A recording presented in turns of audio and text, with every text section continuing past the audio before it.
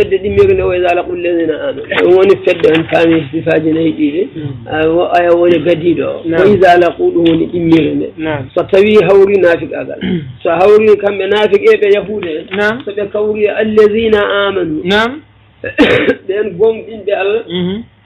قالوا بأبي آمنا من من قوم بأن محمدا صلى الله عليه وسلم وهو المبشر به في كتابنا ومن بلتني راري وما دفتر أمنا بأدوا بأن جبتها الله يوبني بدون نافق يبدأ وإذا خلا بعضهم إلى بعض يمون ما نن بأدوا رؤساء وما ما نن بأدوا فلوا بأدوا بأن نسرتي ما يوقع ما بفيدا يوقع قالوا بمبيا كم بهو بما بنافق إناني بمبيا نافق إن ببه أنا تحدثونهم بما فتح الله عليكم on kalanto julɓe ɓe ko Allah uddite mon ko andini on arafakum fi tawrati min naati muhammadin sallllahu alayhi wa sallam yo hajjukum ha julɓe ɓe beññida e moɗon mbiye ko puƴi kalanto ɗum ko enda rabbikum ɗo joyi moɗon onon afala taqilun on kaqqilta kamɓe ɓe naafo ƴan ɓe so ɓe garta ɓe mbiya onon ko jawton oɗon kalana ɓe ɗo Allah na andini on e sifaji annabi ko ni way onon ka jogoɗe haqqillaji oto ɓe darnoyde e moɗon janggo o hujja oɗon ganduno on cali manon awala ya'lamuna Allah noon jaabi wi ɓete ɓe ganda anna Allah ya'lamu ma yusirruna ma yu'linun ɓe feloɓe ɓe feleteɓe Allah na andi koye ɓe cuuɗe koɓe peññi sadakallahu al-azim wa minhum ina e mabɓe ɗum woni feddana e ɓiire nde ɓeɗo nene ummiyuna ko ummiyankoɓe ko sifa bonɗo de noon la ya'lamuna alkitaba gandata ko winda e tawrata illa amaniya so ana penale akadiba talaqawha min ru'asaihim fa atamaduha wa inhum wonani kamɓe illa ɓeɗo wonko mbawata andude ummiyuna woni no jibinira ni tan andi ɓuri bonde yimɓe fof ko oɗo no jibinira ni tan wallahu akhrajakum min buduni ummahatikum la ta'lamuna shay'a no Allah yaltinirimo tan no jibinira ni o anda hunde tan o yara noon o janggani o windani ɗum woni ɗum ɗo andi ɓuri fuyde fof ko yimɓe ko o a wonno hana ala gandal a janggani a windani haydara tan ko ni tan poɗɗa ɗum woni ɓeɗo nene nane mabɓe ɗum woni ummiyuna ganda kañumen ko winda haydara so wona kañumen kay ko inhum illa zunnun amaniya o ko ɓe kalata ɗumen tan ko ni de way ni way gasi ɗum woni naati hen siɓi ɗum ɗon ko ni woni manan sifaji men ma ndeke noon woni ko illa zun ɓeɗo ganan so anayno cikkata yimmo anda haydara o kay kañum ko sikki tan yarata a andat hunde jananɗa so ilmu ala tan haydara wodan ayi ɗum ɗo no hawni hama Allah no andi sagore mum nde de neɗɗo kañum ene foti tinnade ayi neɗɗo kala nomo waɗa yo tinno o seera e ummiyankagal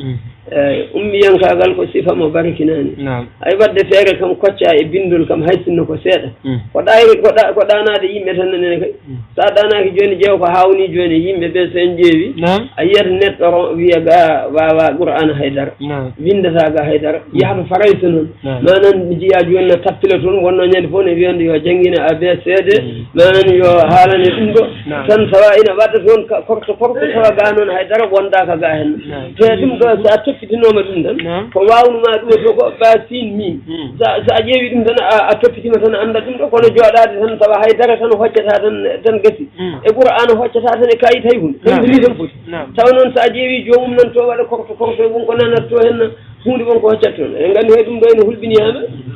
ene hulɓini no feewi ko ummiyankagal ko ɗum musiba ma nan no feewi te ɗeɗo gueɗe yimɓe safrude ɗum ɗo kam ko pellital ma tan en jii joni jetɗo joni mawɗo so en ƴeewi tan mawɓe tan renɓe joni gueɗe kewɗe tan taw ko e manggu a yiyat joni ma nan neɗɗo ƴefta karne mum tan ara ɗo e ceeron tan ballami tan miɗa yiɗi nadde jangde wonno hersinaki sahabaɓe annabi sallah sallam fof janggi ko mawɗo ƴeewe tan de qur'ana jippi annabi sallah sallam wona on samu yara duuɓi capannayyi wona ɗo qur'ana jippi sahabaɓe makko ɓe janggiri ko mawgu kono ɓe ndeni qur'ana ɓe ndeni hadisaji annabi sallah sallam ɓe mbawi ko neɗɗo ne noon joni ma nan mawɗo ƴeftude karne maɗa tan gadda e ceerno ɗum woni ma nan haalanam mi janggani ala ko hersini hen ɗum ko ba ɗum ko sin ɗum ko mim sa watti hen haqqille no battirta e gueɗe goɗɗe tan woda ko koccuɗa toon ko a hoccata ga no moƴƴinenen kay ma woda ko jangguɗa kam paama kono joɗa tan min ko ni tan poni an haydara tan gasi koko ɓe mbi tan walla koko ɓe kaali tan gasi timaya tan e qur'ana walla timaya e hadis annabi sal ala fof tan haydara a yiyata hen ni tan poɗɗa waɗi haɗarde waɗi goƴade yimɓe tinno no moƴƴinenen kay masalan ayi من جمراد تودوي ما منهم أميون لا يعلمون الكتاب إلا أمانية وإنهم إلا يظنون فويل للذين فويل كان نقول جهنم أجارنا الله والمسلمين منه يا الله دند أنا مقول نقول كان نقول جهنم فيها مكاجي أدنى دي فوبس دين دين بانجا ما مقول فوتا يتنقون تندي مثلا ثموني ما نون ويل أودو ما نون أودو ويل نون للذين يكتبون الكتاب وادني بين بند معنى دفتر معنى إن أجع المكتوب كتابة بمعنى المكتوب بأيديهم سيكون يجود مبنى ونائب فدا على كم يكون مبنى من درس ثم يقولون هذا من عند الله شغلتن بيا دو اموري كوي الله ليشتروا به ثمنا قليلا ابن قصتو دم ثمن ساده من الدنيا وهم اليهود وغيروا صفه النبي صلى الله عليه وسلم الله ناندي تغور من دد فويل لهم مما كتبت ايديهم ويل وادني بكو ان بند جود مبه كو ففلا وويل لهم ويل وادني ما يكتبون كو فغي فا انجاناري مثلا فامي دم دي وندي دفت مبه دم نون يهود انا نصارى ان فو مثلا فني كو جدتا كو دو امدي أنا هذا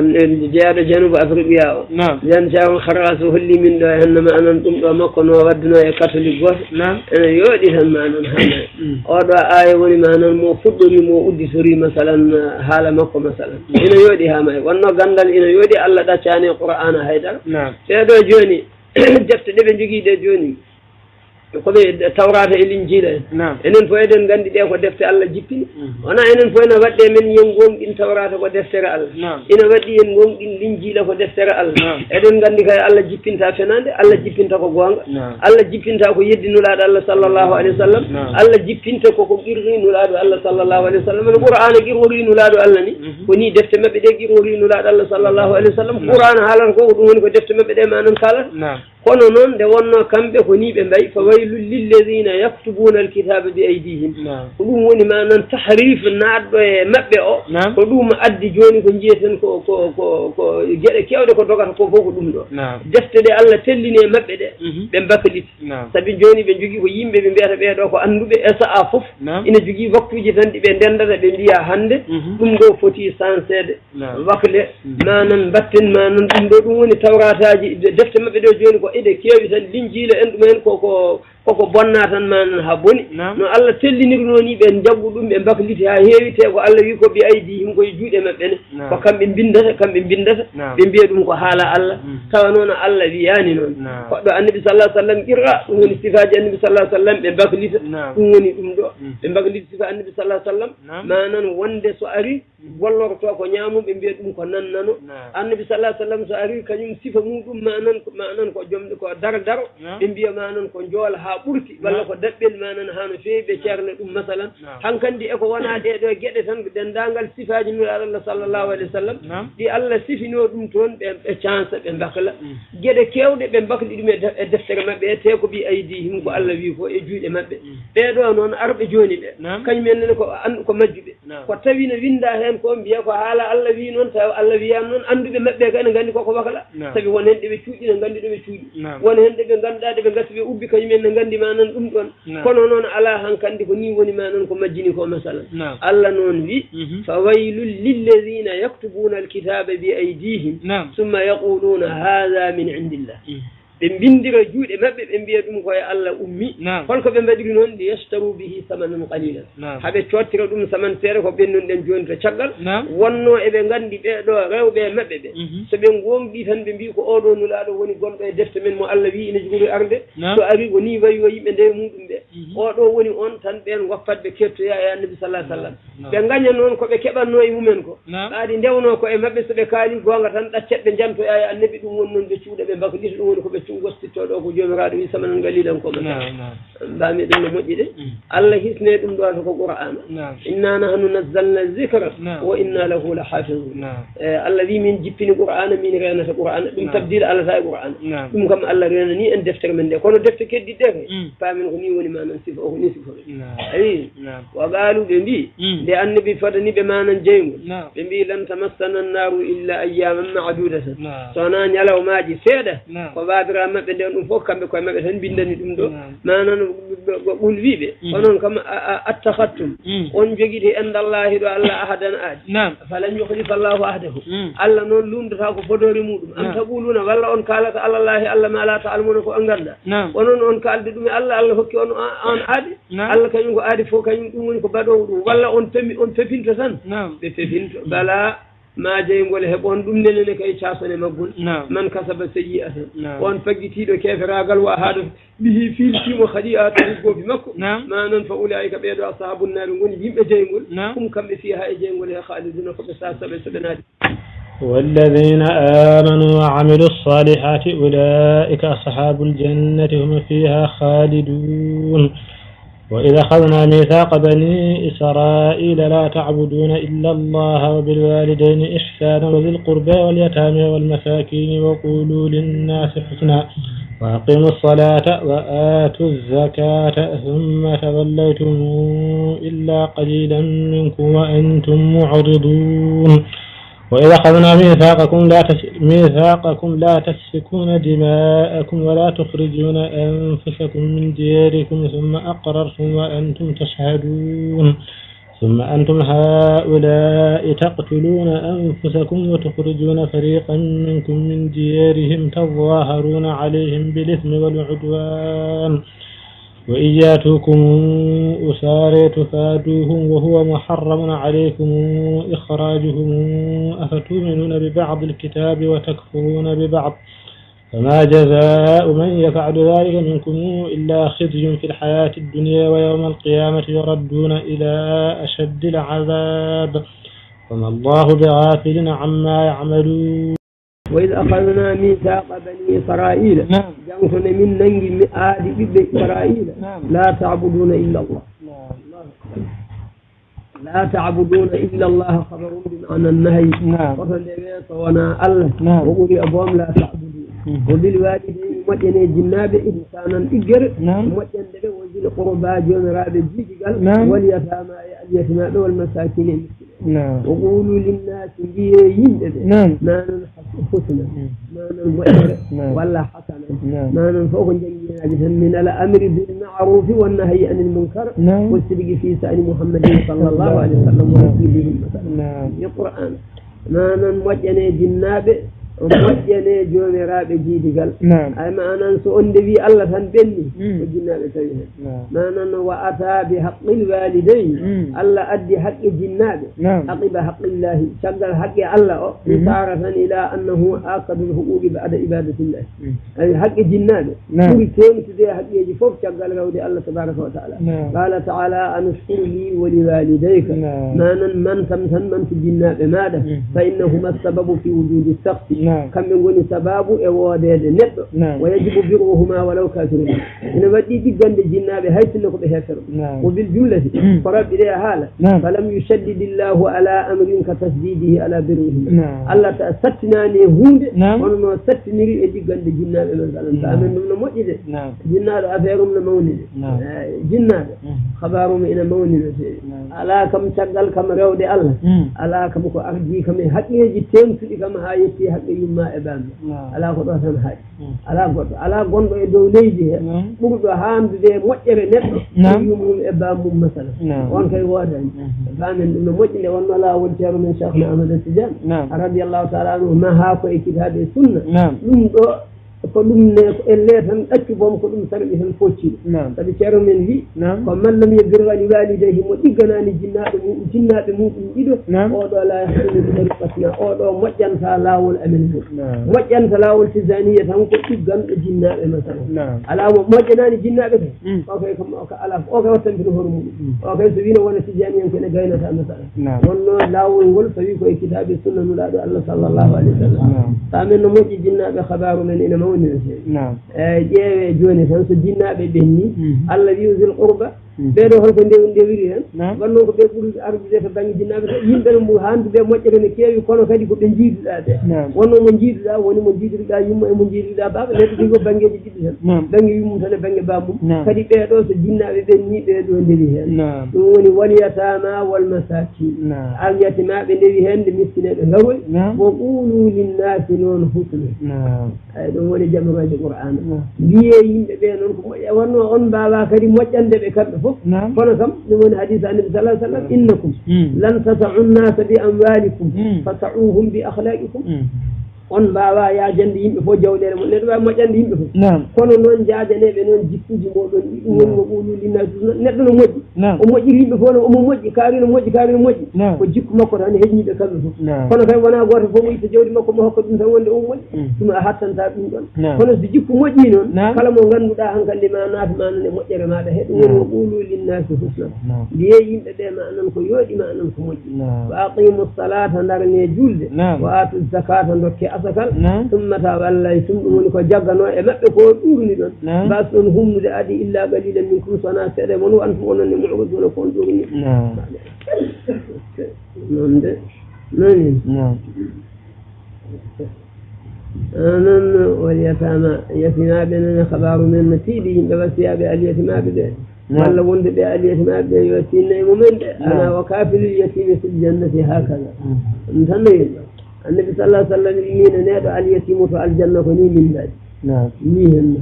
nanan ni min mbaɗi ni min mbaɗi noon wa asara ila isbahi sallllahu alayhi wa sallam o joofi peɗeli makko ɗiɗi aɗa andi kanko annabi sallah sallam feɗeni mo luutodiri e meɗen enen feɗeni makko nduɗo ne mbiyeten sabbabato mushiratu nduɗo ɓuuri judde feɗeli annabi sallah sallam fof ko nduɗo ande enen joni feɗeli men ko ɓuuri jalade hakkuderu ndu wusɗa o ɓurata judde majji kanji fof keddi ɗi ndewa hen kono kanko feɗeli makko mbiyeten defordude ɗum ɓuuri judde e fof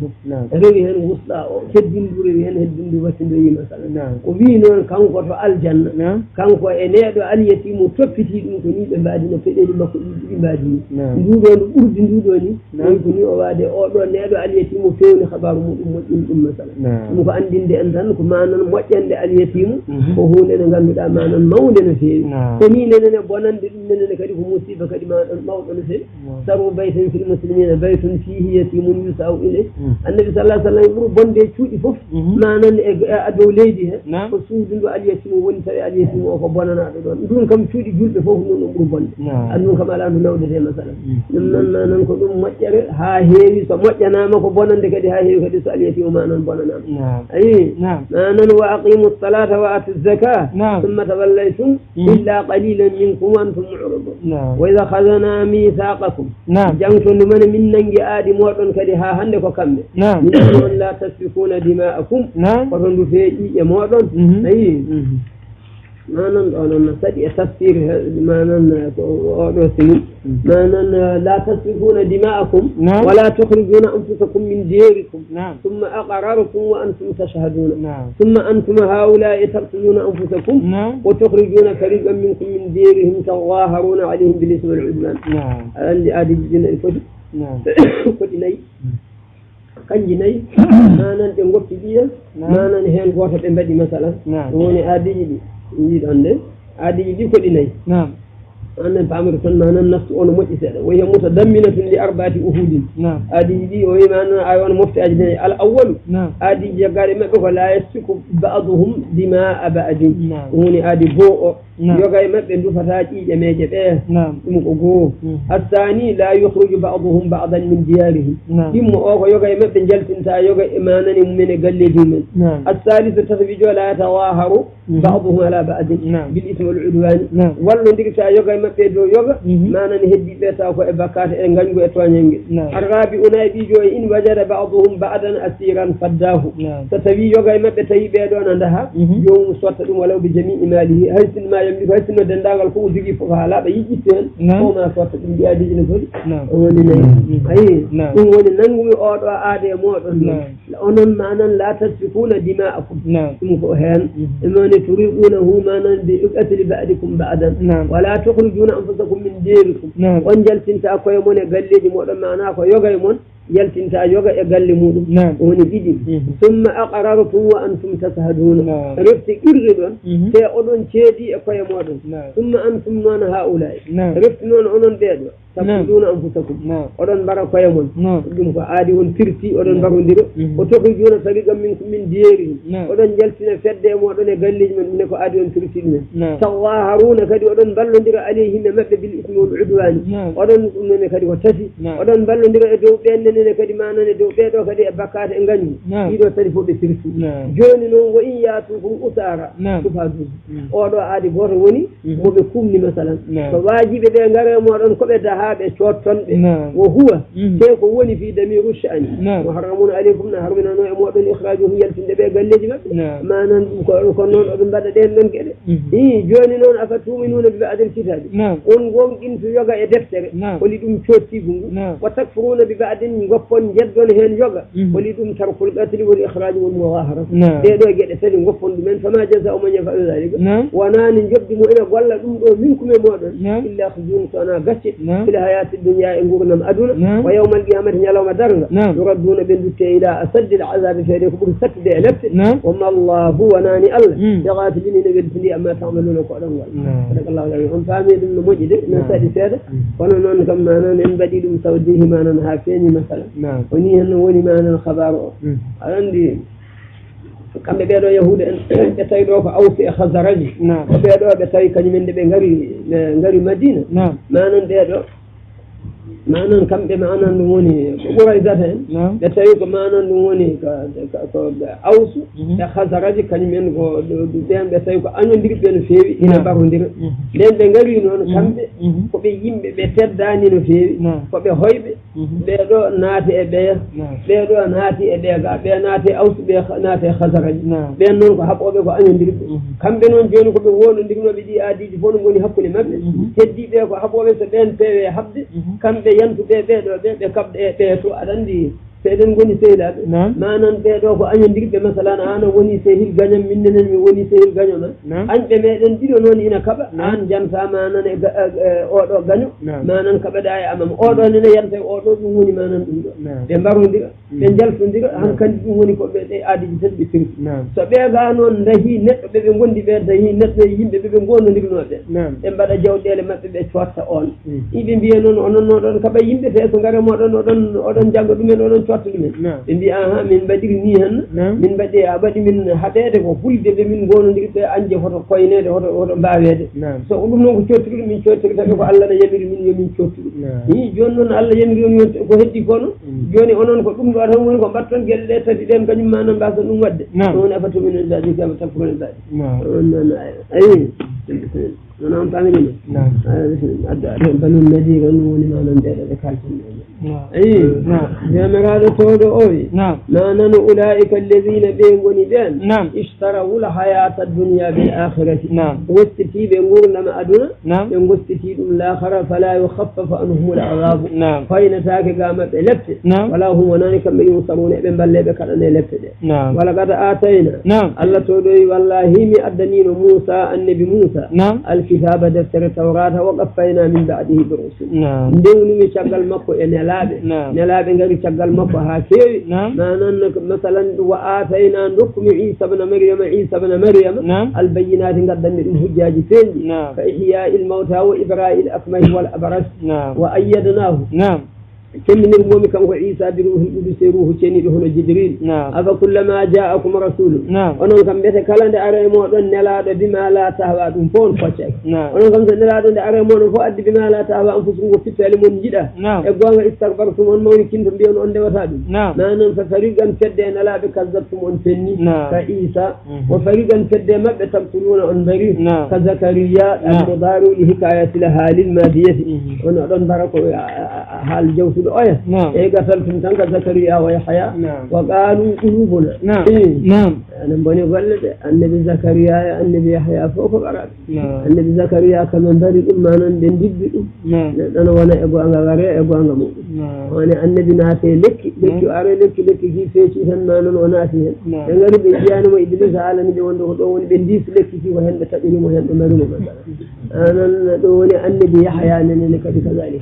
وأنا نكون فاجر ورجينا رسبا نجب ذو مهرم وهدي وني كذا وأنني كذا وني سباب كذا وني نبغى بالمثل وني ما أنا سد ونتني سد أنبري وقالوا عندي النبي قلوبنا غلف عندي ترك مبدأ وتشفاد معناكم غشات بأغنية فلا تعامى تقول نبرد ده بعد ده وادنا كيفا لأننا ساكو ده بابارن ده فقال ساكو ده فوق چند الله قال ما ننشا ساقل بل نن الله نونجي ما نن بل لعنهم الله وانا ترك ده باكو الله هدي الله ودي بيومي ما نن بكبرهم تدكي فقال ما بفقلين ما يؤمن فمجي فإن قوم ما أنا بنقوم بنتالي تأكيد الإلة إيمانهم قليل جدا ولما جاءهم كتاب من عند الله لأن أرى ما بدفتر أمورين الله مصدقون لما معهم فوان ما بيتوراه وكانوا بلادنا من قبل فأدين دفتر لأرى يستفتحون إذن بل نرسنا على الذين كفروا إبين يد الله ونتوسلوا يقولون اللهم انصرنا عليهم بالنبي المبعوث آخر الزمان فلما جاءهم لأن أرى ما عرفوا فبين قلبي فوان وكفروا به بن جدهم حسن وخوفا على الرياسة مثلا فلعنة الله ودنيد يرمي الله على الكافرين ونيدوا بيس ما اشتروا به بنيك بنجي ما أننا أنفسهم ما اشتروا به أنفسهم بنجي كي مكفوا أن يكفروا ما أننا بنجد أن يكفروا أي مخصوص بالجنة وما نكرة بمعنى شيء تمييز لفائل بإذن ويؤرب المخصوص بعد مبتدا أو خبر اسم ليس يبدو أبدا فلعنة الله على الكافرين أن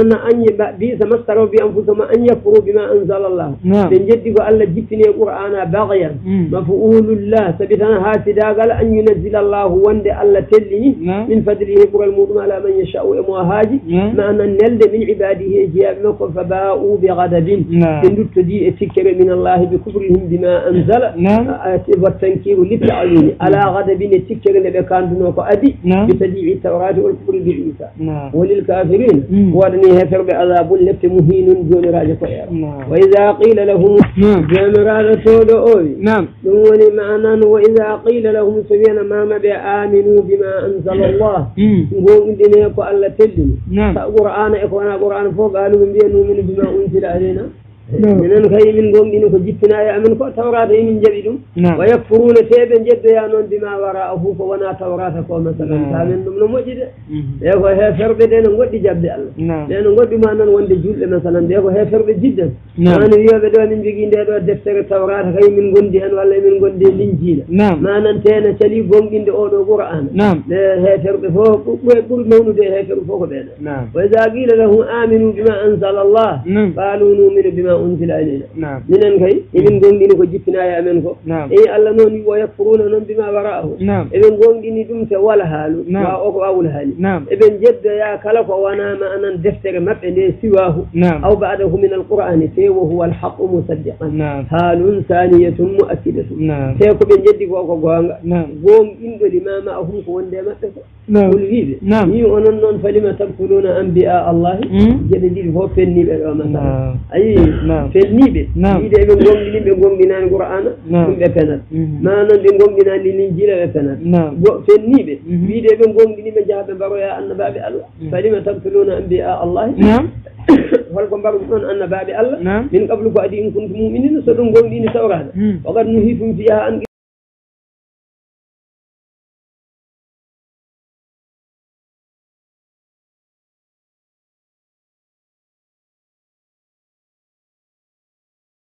ولقد جاءكم موسى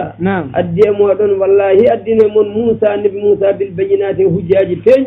بالمعجزات كالعصا واليد وفلق البحر ثم اتخذتم العجل ونفتن جدا قالوا بيدن الله من بعده شغل مكة كان النبي موسى دينه إلى الميقات وأنتم ظالمون سيئكم صنج وإذ أخذنا ميثاقكم جنتم من ننج ما أننا آدم ودن ينقل التوراة ورفعنا فوقكم الطور وبين جوني تيمد دوفي مدب أمس دوم ودن ما ننبيمي أن خذوا ما آتيناكم بقوة جاكيكم دكمي أنكم قدني أن سمب بجد واتيادين واسمعونني ننقل جبقل قالوا بنبي سمعنا وعصينا منني من بوفي شيء ما سمعنا قولك وعصينا أمرك وأشربوا في قلوبهم العجل بنجرنا جلا إبرد مكنغاري يددون ده ما خالد حبه قلوبهم كما يخالد الشراب بكبرهم سبكيف راقل ما بيقول فيه بسما يأمركم به إيمانكم وني فيمرتون لمن أقل موطن قال بعد لمن أقل موطن يمرتون ويندون غاري إن كنتم مؤمنين ستيكون قومين بدد بسما يأمركم به إيمانكم إن كنتم مؤمنين كما زعمتم المعنى لستم بمؤمنين أنقنا جيب لأن الإيمان لا يأمر بعبادة العجل إيمان قالنا يمير غاري يمير مثلا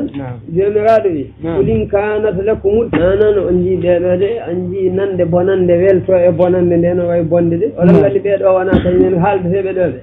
فواه ثاني رأو من بنو يقول كنا دوّننا كم من بنجري ببلتي مهن ثاني كبين بنو كون مثاني كيف هو يسود أبو كيف فوتي دنا مبة فوتي دنا غير ثاني كم مبة على هو كم ثاني كيف أولون بنو ونو كم سأنني كفاواني أن جول بأسنو فهن وانا نانا كفاواني نبدأ برنا ما بيلتوهن عندنا أنا بدأ أفهم كان دي اللي يكون بوس اللي مثلا كان يجي يفهم كان يفهم يفهمنا ومن جمرة تولو يقول إن كانت لكم الدار الآخرة ستبي قال بس نديدو الجنة نديدون كأن الله دو الله خالصة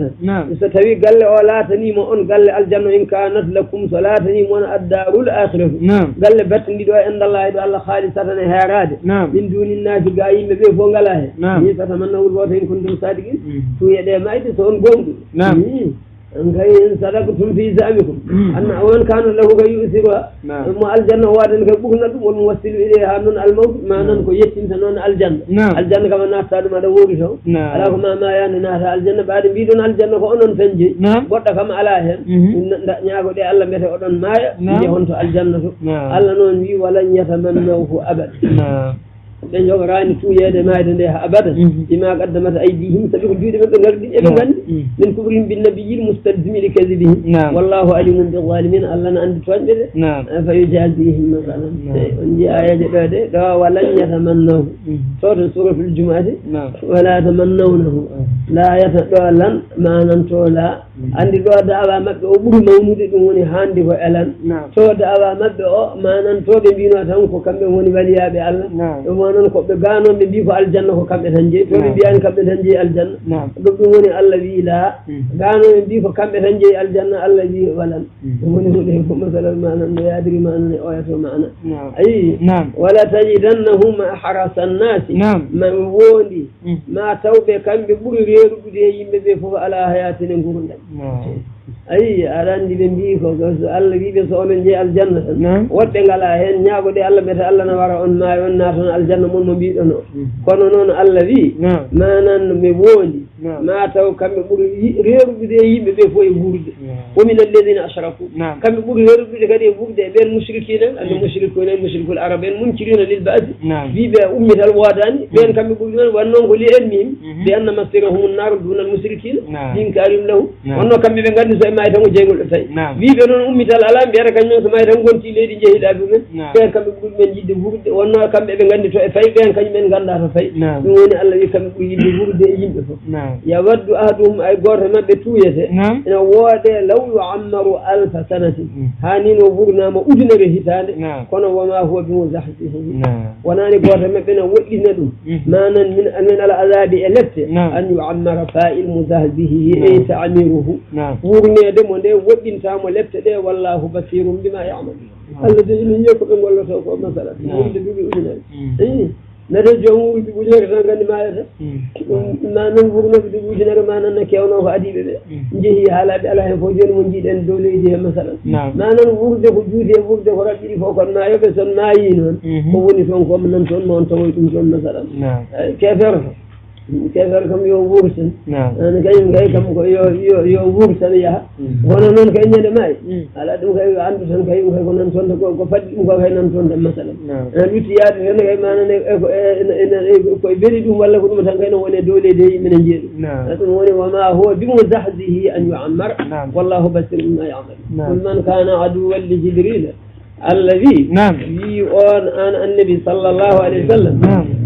wi kala ganɗo manan laatiɗo no añi jibril falyamuta gayzan jawab o manan fa innahu jibril de nasalahu ala qalbika bi idnillah annabi sallallahu alayhi wa sallam ابن سوريا بيتنا نام النبي على سيدنا عمر أن كم أمن يأتي بالوحي من الملائكة فلقد وحي الملائكة فقال جبريل فقال هو أدونا جبريل وقال مبدأ أما ننسنك ميكائيل ونما وجبنه جبريل وقال مبدأ يأتي بالعذاب ولو كان ميكائيل لا آمنا لأنه يأتي بالخسف والسلم جبريل وقال مبدأ سنك ميكائيل ديما من جب ميكائيل كان أدى أمونا أدى بلدات جبريل نون أدى كان لبت أدى هريجي ثم بنجب هذا الله نون يقول من كان عدوا لجبريل في جنج جبريل وأن كم كيوا ما يد تكري مودم فإنه جبريل دين نزله على قلبك جبريل دين تلني القرآن يدو كرنما أن الله صلى الله عليه وسلم نني عبر بعلاقة إشارة لتمكنه وانسداده ورسخه ندور كني بيرن النبي صلى الله عليه وسلم جواب نادى القرآن نهبني إن وانجي إن ثبت بيرن النبي فإن الشيء إذا صب من أعلى لأسفل رسخ وثبت وانجا دو تلي نيب الثبت مثلا وننزله على قلبك بإذن الله مصدقا لما بين يديه جبريل إن ما القرآن نقوم دينك وأرجي ما دفت وهدى وفاول وبشراكم للمؤمنين ونندقون إلا الله من كان عدوا لله من كان وملاتي عدوا لله فقنع الله وملائكته فقنع ملائكة الله ورسله نلاب الله وجبريل وميكائيل جبريل وميكائيل فإن الله كما الله عدو فقنع للكافرين ونندهسر ولقد أنزلنا الله تولي والله مجفني إليك في عن محمد صلى الله عليه وسلم يجبني آيات آية بينات فنجد لله وما يكفر بها يد هذا إلا الفاسقون سوانا يلتبع نفسه أو كلما عاهدوا لذا جدد كلمة بنقادوا نقال الله أهدنا أهدي نبذه برلو آدي أو فريق منهم سد مبع بل أتوا أكثرهم قبره هذا مبع لا يؤمنون نقوم إناني الله ولما جاءهم لأن أرى مبع رسول من عند الله نلاد مريد يا الله المصدقون إن قوم إن لما معهم قوم مبع نبذ فريق ذري فد من الذين أوتوا الكتاب ركع دفتر كتاب الله دفتر الله كتاب الله كتاب الله يقول أوتوا الكتاب كتاب الله نبذ فريق من الذين أوتوا الكتاب كتاب الله نبذ فريق نبذ مفعول ونند نبذ أوتوا الكتاب كتاب مفعول ثاني ونند أوتوا وهو من بالمجهول يا أنا ابن فاعل مفعول أول كتاب مفعول ثاني كتاب الله مفعول نبذ ما وراء ظهورهم شغل كيشيج مب ما كأنهم إلا كم لا يعلمون بأن ما فيها من أنه نبي حق أو أنها كتاب الله واتبعوا بدوي ما تتلو الشياطين والسيد نيجنا جنغنا على ملك سليمان إسعى النبي سليمان أي وما كفر سليمان يداني ولكن الشياطين كفروا ونقول السيد نيجي ما نقول يد يعلمون الناس السحر ابن جنجنا يمبن بلواب وما أنزل على الملكين ببابل هاروت وماروت ولكن الشياطين كفروا يعلمون الناس السحر هاوني ويعلمون الناس كم كل مفسر ورجاء يعلمون الناس وجملة أو حالية ورجاء قدنا الجملة حال من ضمير كفروا ورجاء نرمى ننسى مكو ورجاء يعلمون الناس ما ننوره إما بدل من كفروا ما من كفروا وأبدل فعل من فعل على حد إن تصلي تسجد لله يرحمك أو خبر بعد خبر أو جملة مستأنفة أو حال من الشياطين أو حال من الواو في كفروا فهذه 5 احتمالات يختار المفسر آخرها كده يجيب مفسر في البتن معنى وما أنزل على الملكين ببابل هاروت ملكين ملكين ونقراء أمانا موجود وأستاذ زمان ملكين ببابل لام بديدو ابن عباس فتشري ونبيد معنى قبيلة ببابل وليجنا بها بابل معنى فسواد العراق هاروت وماروت معنى قهان قوة بيته وهاروت ويته وماروت وهذا ابن عباس هما ساحران كانا يعلمان السحر ابن عباس يقول لي بديلو وني هوتي ملكين عندي ملكين هم ما نون ابن عباس يقول بيلاد ديدو جنين فنوب يمد ما نن ساهران كانا يعلمان السحر وقيل ملكان أنزلا لتعليمه ابتلاء من الله ونن بلا باقل وكيف راقل وفي شرعه سرية مكو كان النبي سليمان وأما في شرعنا فتيك سرية ميدان أودو وففيه تفصيل فإن اعتقد صحته هو أنه يؤثر بنفسه فنقص في بلا باقل نسلي إن بتنر هور من فهو كفر وأما إن تعلمه ليسهر به الناس فتيك أن نقل بلا باقل وهو بالدياد يمد فهو حرام حرم وإن كان لا شيء فجنجر بلا وهيدر وانا أم بلا وانا أم ودر هيدر فهو عندي جوج ديمها فمكروه نعنيا وإن كان ليبدل به السحر فتيو أني نجي وهو بني بلا باب بلاد ونكون زيهم فجائز لنا إلى تجد من جاهز يفون من يسرع ما لنا أي ومن ببابل هاروت وماروت وما يعلمان من أحد ما أن كم بينهم بنجنجن كان وما أن هاي غفر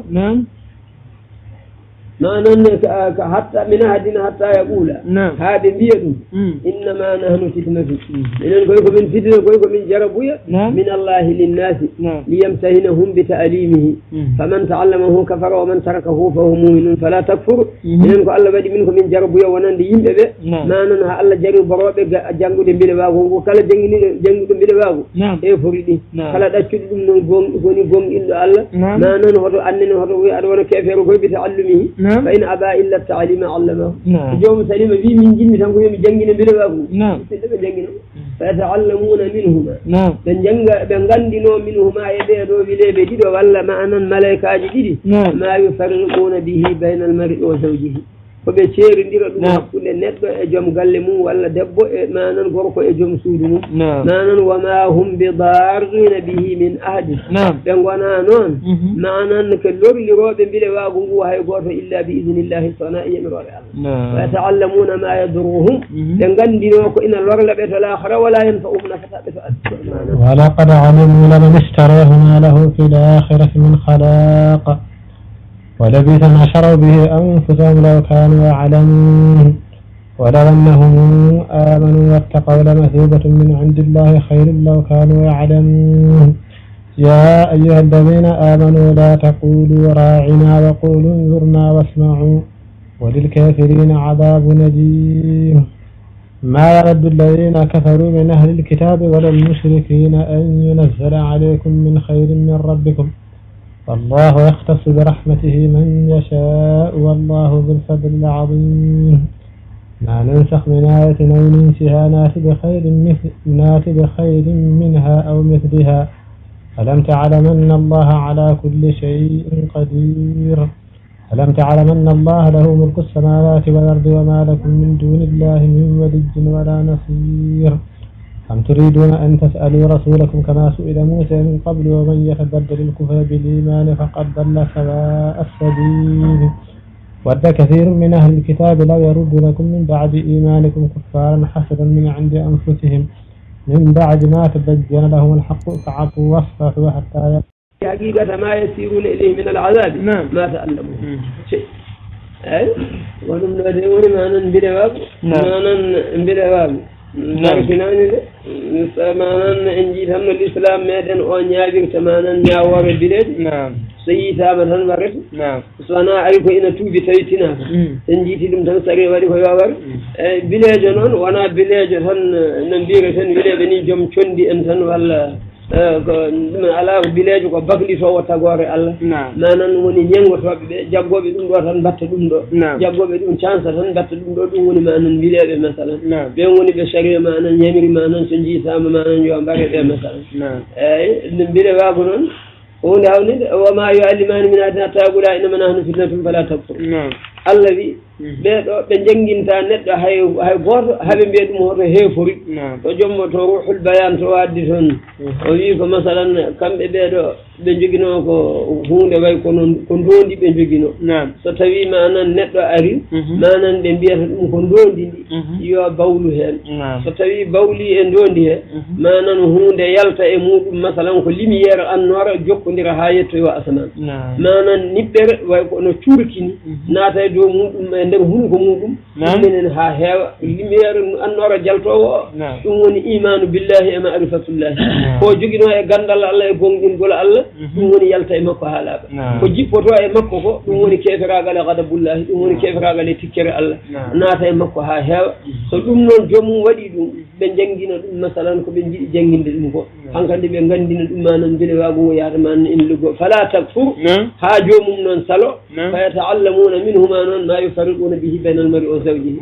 eyi sen ƴeewi oɗo eɗen keewi ɗimen en keewi ɗo jertinde o ɗiɗo zamanuji joni ɗiɗo handasaji ɓeeɗo leyɗele hindi en ɓeeɗo yahoɓe toon e leyɗele tubakoɓe ɗe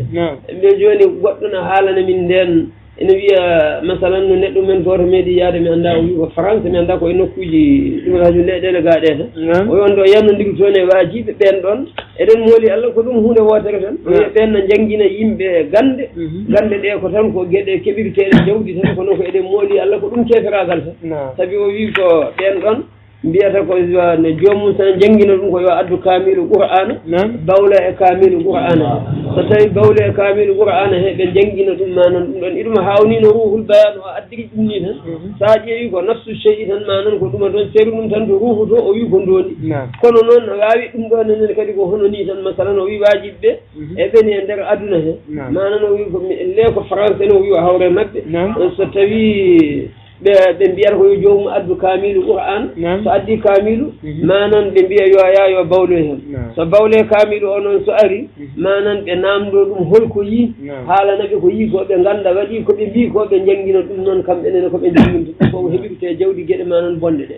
joni noon o wi kanko on ɗon o wi wajiɓe nden o addi kamilu e mbiwa ya o waɗoya ɗum o yeehi Allah dandimo o waɗani ɗum o huuli wadde ɗum o wi omo funta ɓe manan nden o yeehi ha weeti o yeehi to mabɓe o wi o waɗi ko ɓe mbino ko ɓe mbimo holko yi o haalaniɓe koɓe nanata ɓe gandi o waɗani manan ɗum ɗon ɗum kisa ɓe o wini o sertude mabɓe kisa masalan Allah dandimo kisa wadde ɗum ɗon kono eɗen mooli Allah woni keferagal ko ɗum ɗo ɓaadi kamil qur'an hay soko tuute berliɗa e muɗum ɓaadi ko aɗa tawi a jaggui tuute tan manan ko nefni a waɗe qur'an a gasi a hefori ɗum ala ko haali noon eɗen mooli Allah wiide manan ina taaro e dow kamil qur'an ɗum woni keferagal ɓen joni nane aduna he koye ɗiɗo sifaji tan ko gueɗe karmuɗe tan ko heewi hande ƴeeyi ɓeeɗo haaldeɓe waɗoɓe jalaŋeji ɗum ɗo eɗen mooli Allah walla no woodi joni yimɓe bonɓe ɓe ganduɗa bindirta ko ƴiƴam taw ko qur'ana ƴiƴam karmuɗam taw ko ɗum woni manan ko bindirta masalan e ko nande ɗeɗo gueɗe tan taw ko gueɗe ɗe ganduɗa tan ɗe Allah yiɗa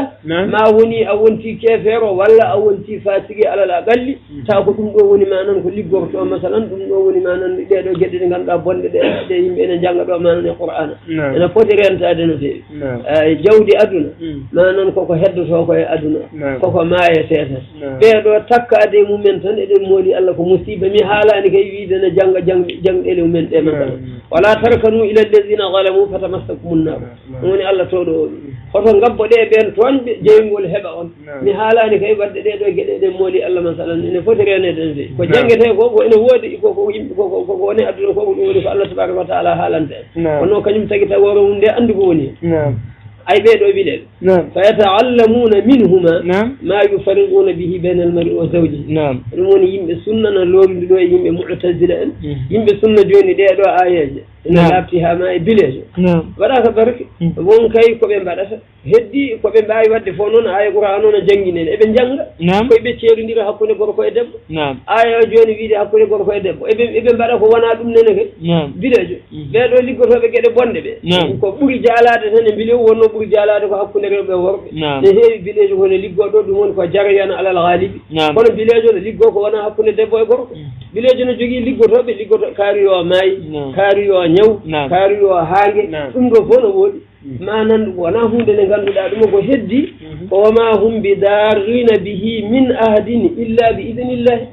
jomum o ko dinowo sababu tan way kono safara ni tan safara no waɗe safre sella ina waɗe safre wasa sellude ɗum woni ɗum ɗo bile wagal ngal nene ko watte ko ko wiyete liggeyaji ko ina liggeyana ina liggewasa yande kono ko yani hen fof noon koko hawre hoddiro Allah kono kay haqiqa kay ala wadde kay no woɗɗi kula a'udhu bi rabbil falaq min sharri ma khalaq nati yimɓe jiyata mutazila en ko kaali ɗo ko joni tan ƴeewi ko ahlus sunnati en kaali ko ɗum woni ɗum ɗo ɗum woni aya qur'ana o ko ɓe mbaɗata ko ɓe mbaɗat tan so ɓe mbaɗi noon hawre sababu ɗum woni manan ɗum ɗo masalan wama hum bidarrina bihi min ahadin illa bi idnillah so na yemirore Allah ko hawre yemirore Allah fof noon wona manan ɗum ɗo masalan eyi ko ɗum woni manan ko selli ko golle bonɗe noon yimɓe jasɓe keewi hutorade ɗum ɗo yimɓe jasɓe ɓe mbiya wonde jomumen ɓuuri wawde liggade ɗum nde fof ko ma nanna hen hunde harmude soko harmi natani hen tan hatta rewɓe wileɓe ko saga ne jii ellaji manan ɓuuri wawde wadde hunde taw hunde nde ina battina on noon nden ɓuuri wawde jillodirde cheytaneji ko cheytaneji ɗi ballata ɓe e gueɗe kewɗe woni koɓe ballodirta manan e ɗum ɗo masalan mbeɗa wago no foti dogede no fewi ƴeewe tan ko Allah wiye ɓe gandi noon ko ina lorleɓe ko village village an famde yiide village ñiɓɗo e jamade village tan manan nani tan ko heewi ko wondema tan ko yimɓe ɗayɓe yimɓe tan haangaɓe en rewɓe en tan ko fuyɓe kono noon wonde tan masalan neɗɗo aadi tan taw ko neɗɗo sunniyenke tan manan ene ara e cuuɗi Allah ala ɗum heewani ƴeewe tan ɗo taw ɗon village fof tan on jii ko hono ni heewi manan siforede masalan eɗen mooli Allah manan wama hum bi darrina bihi min ahdin illa bi idnillah nden goto mawɓe min ene haalana min cuuɗi amen ɗo wi so tawi won bileje goto daññoɗo saha e bile wago no fewi o wi on sanga mo yaara mi anda koye duuɓi capanɗe jeenayyi mi anda o wi kanko duuɓi maɓɓe o wi gandirta bile wago ko fenani foof o wi o meeɗani yiide bilejo maayi rontini bilejo tan maaya tan o rontini o wi kanko de omo yaara e duuɓi hedde capanɗe jeenayyi ene ko nandi hen bilejo kay so maayi tan gasi ko ɗon manan an kandi manan hatta yiyat tan ko ɗo de wonno galle makko manan gasi ko yeehi lawol muɗum masalan heewi ko ɗeffiɗe ɗayiɓe en haangaɓe en e ko nandi hen ko ni tan masalan woni manan sunnatullahi fi khalqihi ayi wonno barkinani walaqad alimu laman ishtarahu ma lahu fi l-akhirati min khalaqih wala bisa ma taraw bi anfusihim law kanu ya'lamun ma yimɓe paama noon ƴoƴano fewi on jii ɗeɗo katumeje ɗeɗo azaimuji omona haalata ruhul bayan o wi ko heewi hannde ko woni juuɗe lasrariyankoɓe koye mbilew limtude saabi gueɗe fooɗe en ganda ka anda a yiyat tan no ñoka tan ha heewi ne winda tan ɗum ko naggam anda ni ko kama tara tan ay timaten tan mbiya wonde no jiiruɗa ni tan yiya eggiru noon anda ko yahata enen ko heewi hen eɗen mooli Allah koye sihru manan ko hen jeeya masalan hen askitinto mana ayi وما ننجمر تولوي ولو أنهم آمنوا واتقوا سنو كم بيهود بينقوم ديني النبي القرآن بكل الله ما لمثوبة أي جبدي من عند الله أمور فالله خير برمود مما شروا به أنفسهم لو كانوا يعلمون سن بلاتنا بأن أنه خير لما آثروه عليه يا أيها الذين آمنوا يا أيها الذين آمنوا إيه من قوم دين بالله لا تقولوا هتنبيه راعنا ngolɗo konngol en paaman noon no moƴƴi ko mbiɗen golle ko golle mbilew fof ko wayno ko anndinɗa kono wonano yimɓe ɓeene kadi joni no mbirata ni tan neɗɗo ko heeɓi ɗum fof ko liggey ala wona noon e liggey ko bange manan so hawre hoddira Allah no jagga kono noon ko heewi ko gueɗe jahoje tan taw ko Allah tabaraka wa taala addata koddiroje mumen yimɓe ɓe joni kala mo hay sinno komo dañani liggey tan wiya ko liggey tan wiya ko liggade ene hawni hama manan tan hay tan neɗɗo jooɗo tan wiya mi liggaki tan komi liggaɗo hay ɓe liggaki ne mbayno ɗi wonde e hôpital uji ɓe joni inan toon leliyaki ko ay tan ko koddiroje Allah manan jahoje tan masalan wona hunde fof tan nawte manan e ndiɗo ɗeɗo gueɗe masalan ayi manan jeneraɗo ɗi ya ayyuha alladina amanu ehe mon gonɗinɓe Allah la taqulu hoto mbiye ra'ina ngol ɗo konngol wo qulu mbiye unzurna ngol ɗo konngol ra'ina ko eɓe mbiyanno ni fa asmilna bi nazarika li yaftaha Allahu alayna ko rendin min e larande maɗa mbete Allah une uddita min bi annahum kanu yaquluna ha enda sama'ihimul wahya minhu sallallahu alayhi wa sallam kamɓe julɓe so wahwi ɓe nani no wahwi annabi tan ɓe mbiyanno ko ra'ina ra'ina noon firtito bange koɓe paandi kamɓe julɓe ɓe ko annabi ƴeew min rendin min minen fof ƴeewa min mbiyata Allah no uddita min e ko tellinta e maɗa ko min faama ɗum manan no moƴƴi min golliroya kamɓe yahuude en noon ra'ina e luga maɓɓe ina nanni wonde manan ɗaynu min ko ru'una masalan no fuyreni masalan ɓe so julɓe ɓe mbi ra'ina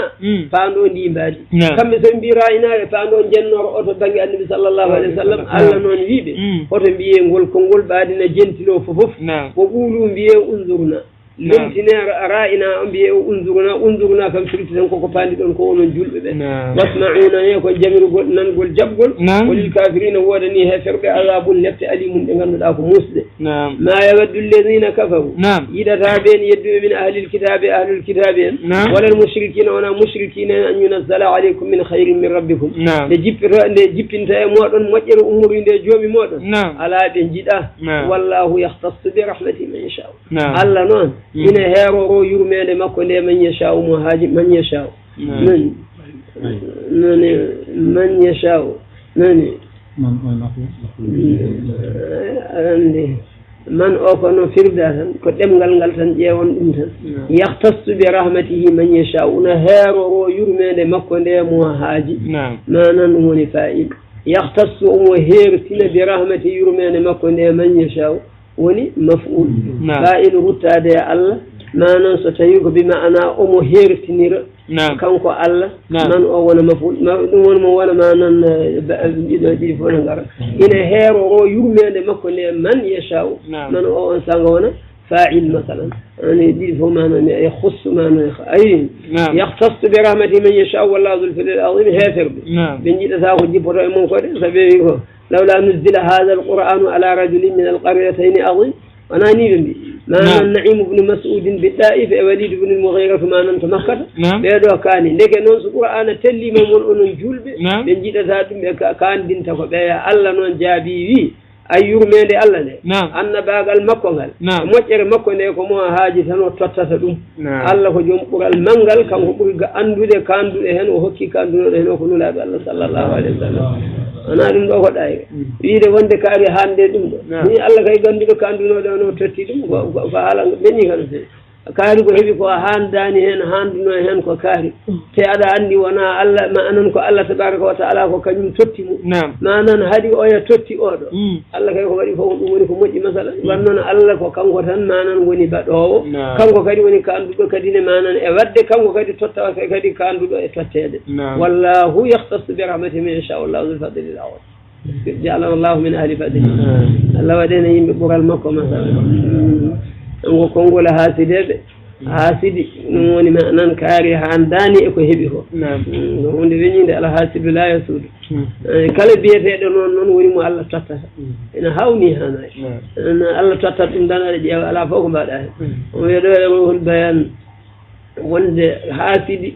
wayi emo haasida ni e yeeso misal sa haasidima neɗɗo tan mbaɗoɗa e muɗum ko no ƴeftowo tan hayre aɗa yiɗi warde ɗum ƴefta hayre tan manan mbiya ɗum wir kam komi lukñito yitere makko tan hayre nde yaha manan rutto e maɗa kisa lukñita yitere ma ñamre duttoɗa wonde kadi beddoɗamo ndennene kadi arta kadi ne woofamo arta e maɗa lukñita yitere ma nanre duttoɗa wonde kadi beddoɗamo nden arta hela hoore maɗa masalan ƴiƴam kadi ne siwo tawaɗo ɗon ɓe manan haaside ma annene añɓe maɗa na jalma ko ni haasidi waade e mahsuudu masala ni gaño waddi manan emo añani kala nde neɗɗo jogui bonande nde heewi tan ko artude muɗum masala wiya goto e jiyaɓe Allah meeɗi ko lamɗo moƴƴo ka so jooɗima e ɓerto nomo jogui neɗɗo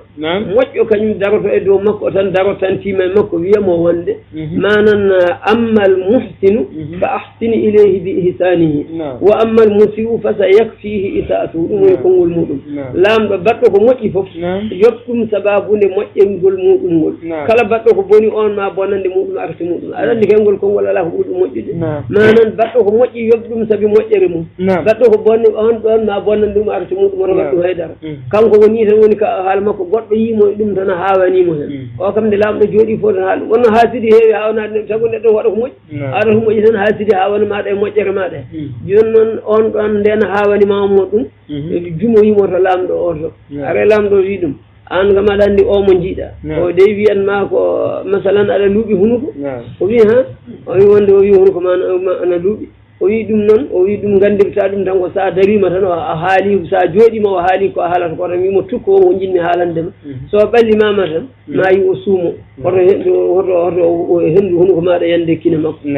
bisimilla nden o ummima ɗon tan tawi lamɗo ono ɓallina batu muɗum nde batannode o fokkit tan o fay jeere o ndaroy laaci tan en soble en tan hunde siccude tan ha maayi o defi ɗum tan manan ha sicci o noddi manan waaji o o nayi ɗum galle makko tan manan o ñammini ɗum tan ko sicci tan manan ha ticci ha ticci hawri noon jonde lamɗo o yonti ɓe kafti tan manon jeeyan manan han kandi lamɗo o batanno yonti tan ɓe payi toon nden ɓe jettima on no wonde cicceki muɗum lamɗo manan nden ɓe jettima tan lamɗo baɗɗo ko moƴƴi manan yoɓ ɗum saabi moƴƴingol mum baɗɗo ko boni ma bonande mum akati mum tan lamɗo wimo ƴuro ɗo seeɗa on kalantuma o wini o ƴuri tan taw mo wonde ɗumanaji mum tan o suumi hunde ko makko manan e fof oto cicceki makko yiyande lamɗo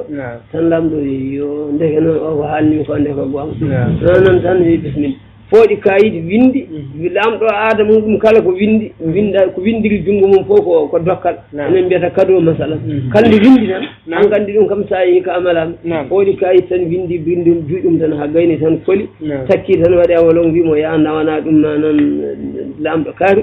gorneko tan o nan ɗo tan ya faaru kay heyɗi walla faaru hoose sa yehi ma totti ɗum on noon noon sa totti ɗum tan an kam haaji ma feewi ma noon heeɓi kayidi tan ma noon o waɗe jeeybo fokkit o yalti tan o fotte manan e jumnoɗo mo oto faaɗa o holli ɗum o wimi komi lamɗo ko dokkoɗoɗo kayit o ko tan ɓe jiiɓe tawi ko bindi lamɗo tan on wimo hokkam kayit o ala mi hokkani mi mbattan ha heeɓi ko moƴƴo tan o itto tottima kayit heeɓi kayit manan waɗe jeeɓe tan fokkiri faari to on ɗon lamɗo nden yettima totti lamɗo on ɗon jaggi manan kayit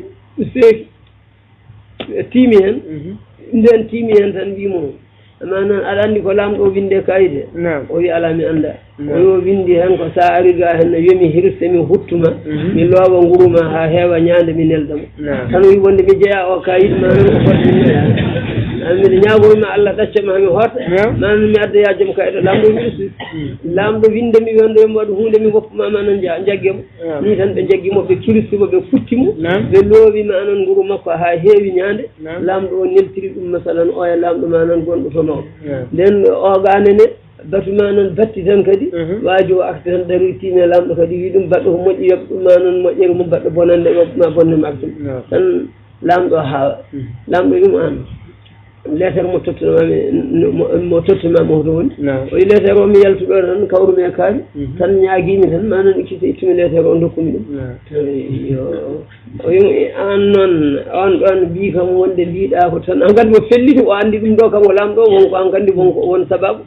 o wi an noon min waaji o wimi wonde mbiɗa wonde ma noon komi luɗɗo hunuko ma noon a jaɓata ma noon takkade am tan wi ha oy kalla min kam mi wiyata noon o wi wonde ɗum noon ko haɗi ko waɗi ma noon nde noddumami mbimami ya ɓallomi ɗo cumiɗa o haalli o wi min ko kanko nodduromi galle makko o ñaminimi toon ko sicci ha mi yiiɗa ɗum ndun henndu yettama ɗum woni ko mbaɗirnomi ni ko tan lamɗo wimo erji ilama kani ka o rutto e nokku maɗa joom bonande o ma noon bonande nde faate muɗum ma noon baɗɗo ko moƴƴi ko ma noon kaminene moƴƴere muɗum ɗum woni siko ma noon haasidagal eɗen mooli وإذ ابتلى إبراهيم جانغتو من إبراهيم جربي مانن إبراهيم ربه جوم مانن بكلمات مانن إكونغ مثلا مانن وشاءنه خاف ربه عمر وقد واستزنه زاننه في الشجر مانن وني إبراهيم ربه مانن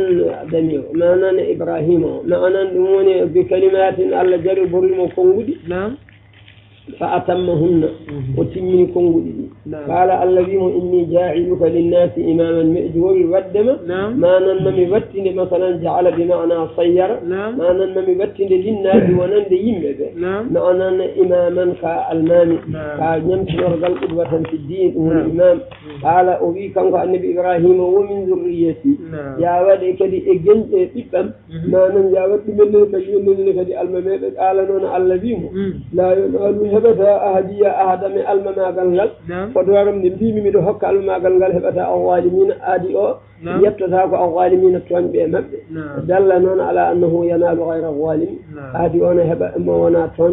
كنا توان جهر هفر بأمب بأم وانا المماغل هاندي ويجول وانا إكافر مثلا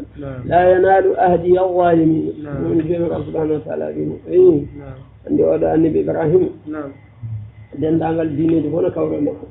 mufassir o musawi o wi wal maqsud ma'na min dhikri qissati ibrahima ko igamatul hujjati ala al mukhalif fanda e jangtede qissa ibrahima o ko darude hujja manan e be ganduda lundibe min al yahudi wan nasara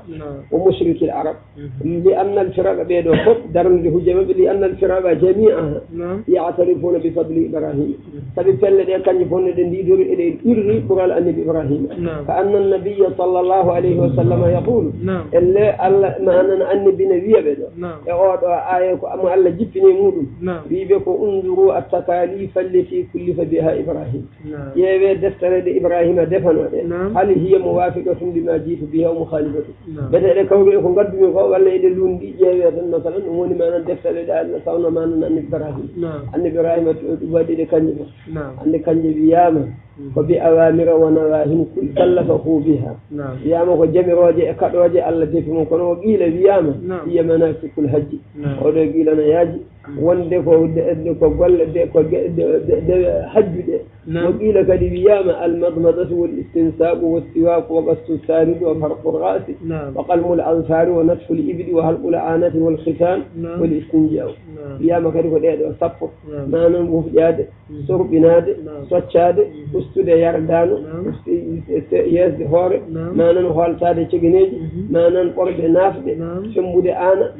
دون قل ما ننمون سقاب هور ولا سقاب ربه إتنسيه والاستنجاء يتانجاد هو تراد معنى الدين أما هو تراد كاجة كم ممكن النبي صلى الله عليه وسلم كان حق أو رخصة ولأنه هو تراد الدين دون استنجاء أو مثلا دون يدعو كده سب بيام كده كان يجون كده سب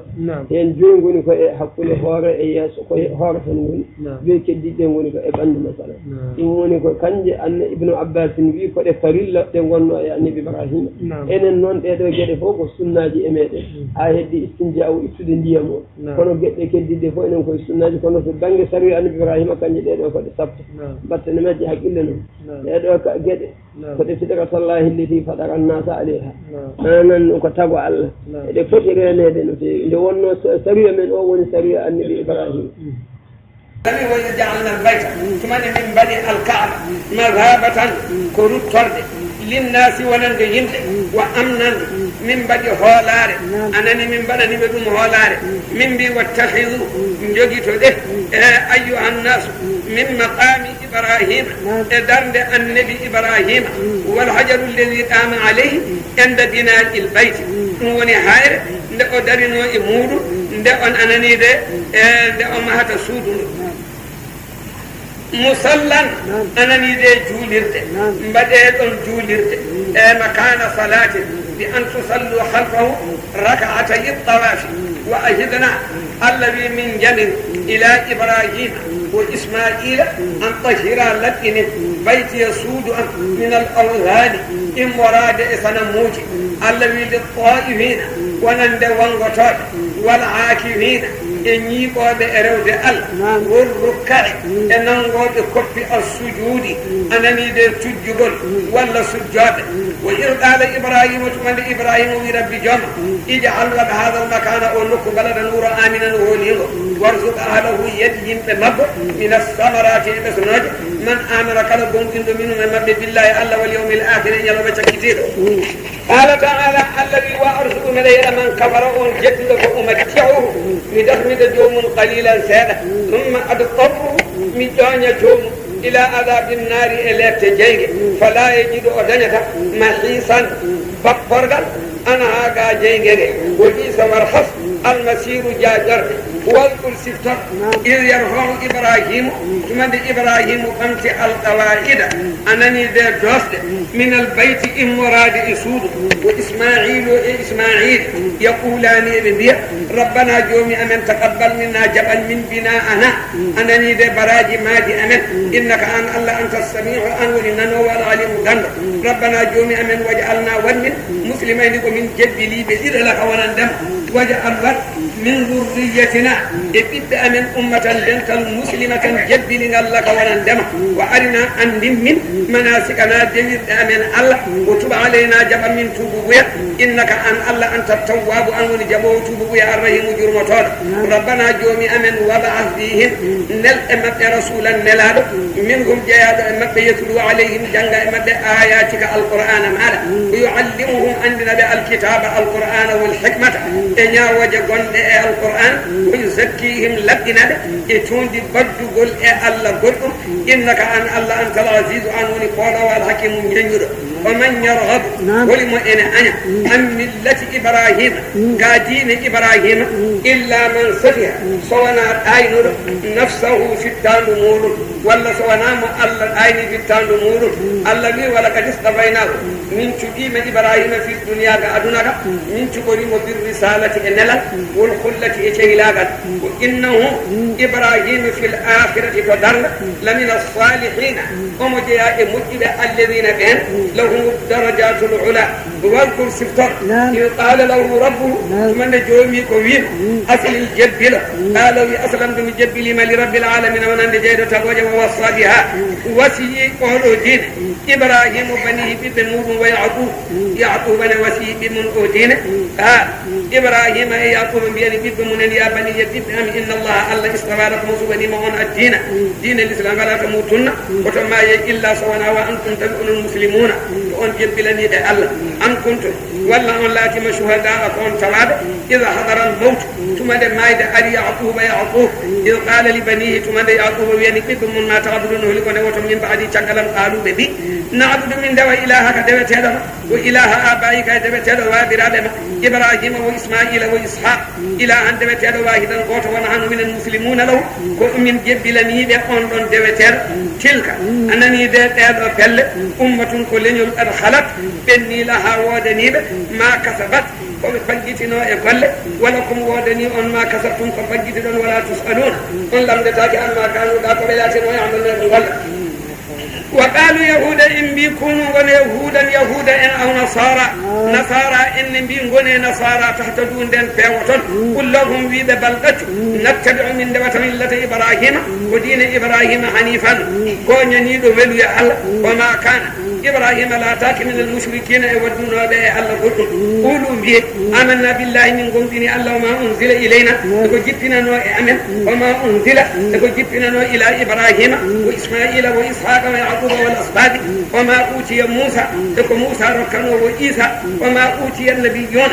أن بعد ركنوا من ربهم إبرة جومنا لا نفرق من كرنا بين أحد حق لا يقول منهم مدى ونحن منه مسلمون له ومن جبلني الله فإن آمنوا سنقومتني بمثل ما آمنتم يكون قومتن به أمور ولو مثلكم مثل كلمة زائدة عندن تنويد ولن كرام فإن آمنوا سنقومتني بمثل ما آمنتم يكون قومتن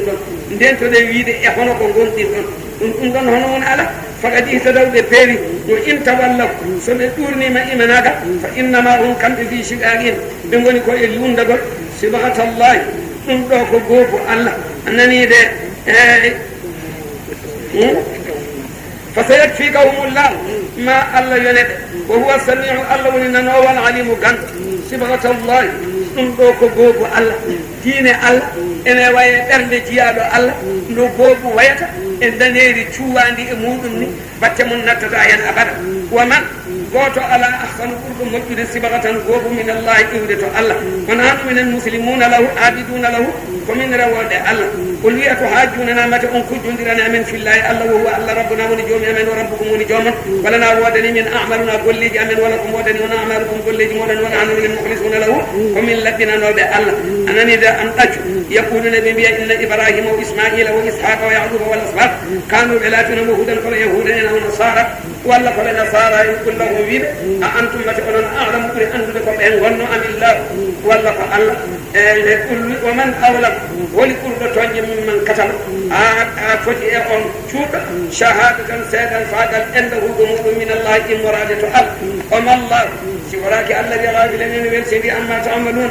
تلك الرياضة بأمة كلهم أدخلت ببني لها ودني بما كسبتم بفجتنا ولكم ودني وما كسبتم بفجتنا ولا تسألون قل لم تتاك عما كانوا ذاك ليلاتنا يعملون إلى الغد. أعوذ بالله من الشيطان الرجيم. الذي سيقول من جبل البيت السفهاء مجد ومن في النار وحاصل ذلك الدنقل أنفيقل أن النبي كان ولا تنام يستقبل الكعبة وهجت الكعبة في صلاته جلد مكة وهو بمكة يوم مكة مكة ثم جولك وهجت الكعبة فلما هاجر النبي فريق إلى المدينة فرد مدينة الذي فيه جلات على أمير ويمير يستقبال هجت بيت المقدس تقولك أنك قوبان سيدك وجميل سيدك وواليا الذي توهجت النور الكعبة يوق مدينة نابي يهودا ينوم كتوم بوجيدا دينه يهجت فرد منند تبي أني أقول إني هيرتنني الله ni Allah ko ne do wayen on do wal wiide e ko Allah wadi kali ha ta wonno yo أنزل الله الله جبتني هذه الآية ليعلمه الله عندنا مبدي أنه وندك أنك الله سيحوله إن جبل ويل تويد مدمر للكعبة فيتدى الكعبة فيعترض عليه أو يبقى أنك عندنا شنك يا مكة إن أنك نيوني تو إيجا الله يوادي نونك يبقى عندنا سونك أسنجني يمكن أن يدعم جندم تنا تابون أبونا بدي ولا واحد تابون وونكو يهن كو إنشوي نتاكو إنه وونكو الله يهن كو إنشوي نتاكو إنه وليكون معجزة له حاكم ونكابس مكة من حيث إخباره كالتب المكة بالمغيبات لكي برني وبينا الله إن جبري هجتين دم الكعبة دمول وحالي دون جلوان أو عند دون ودوين دون تندني وند النبي إن هم فتا أي كجبري ودوين دون كاد إننا من الناس يهودا هافر بمكة إن جبري ويد ما والله كل قرون تني جول كل كفر تجول عن قبلتهم دا هجتير دمب التي عندن هجتير دكانوا دبلاتنا عليها هجتير قول إمور هو وبني بدون الله محمد نعم قل ميت المشرق فلناك والمغرب إهرناك قل لله فالله رجلاك لو يجول بكتش على قواعد رجلاك لو يجول بكتش على قواعد هاي صندوق يجول دواتر أمنا وانا بكتش تدو جول دسيلمناك أني بيتاك أو فيوتك قواعد تقول لهم ميرا لأن تمدك يبري حولك تقول فوادي يلا ركوا إن ديجود الله يا الله ركوا إن ديجود يجون ميرا سبحانه تبارك وتعالى ينقل يا بدر يلا تجوم كفن الجنة بيجي عندك تم كل يوم عندك وين بلد أكون أنكارن جاء دين من الدنيا من جلتنا الذي يهدي الذين فيوتن من يشاء وجلا فيوتن إلى صراط فيوت إلى المستقيم فوتشن ومنه إن جاء أنت الله جلنا فيوتن أنتم أمة محمد الذي وكذلك كهنا من فيوتن الدين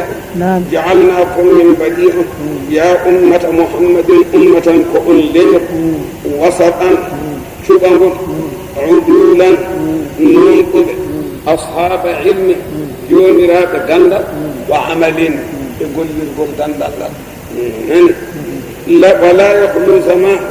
سانغا يوتا منهم حضر غدر جم غندا كورد غندا واسطا كدولي حضر غدر وأدنى أوبن كفوف واسطا دبتوا إكيوغل إفامتوغل إتشودغل إبن كنا بن كايس التي سوف سبق ونو هيرة مولي الله لا تنود لما في الحديث النبي حديث ولا تزال طائفة دنتل سيرة من أمتي لنلمقل دنتل نتوه ظاهرين على الحق إبكيني لقوان كم تكايدو قوان ونكالا وهم بنقول بإقوان لا يضرهم لو لتاب من خالفهم دون دي دبا إقوان mo jabanani be gonga don gonda ka jomo don gonda tan ko wondude e gonga he calani be gonga kala gol mudum فخذين تاكل غندك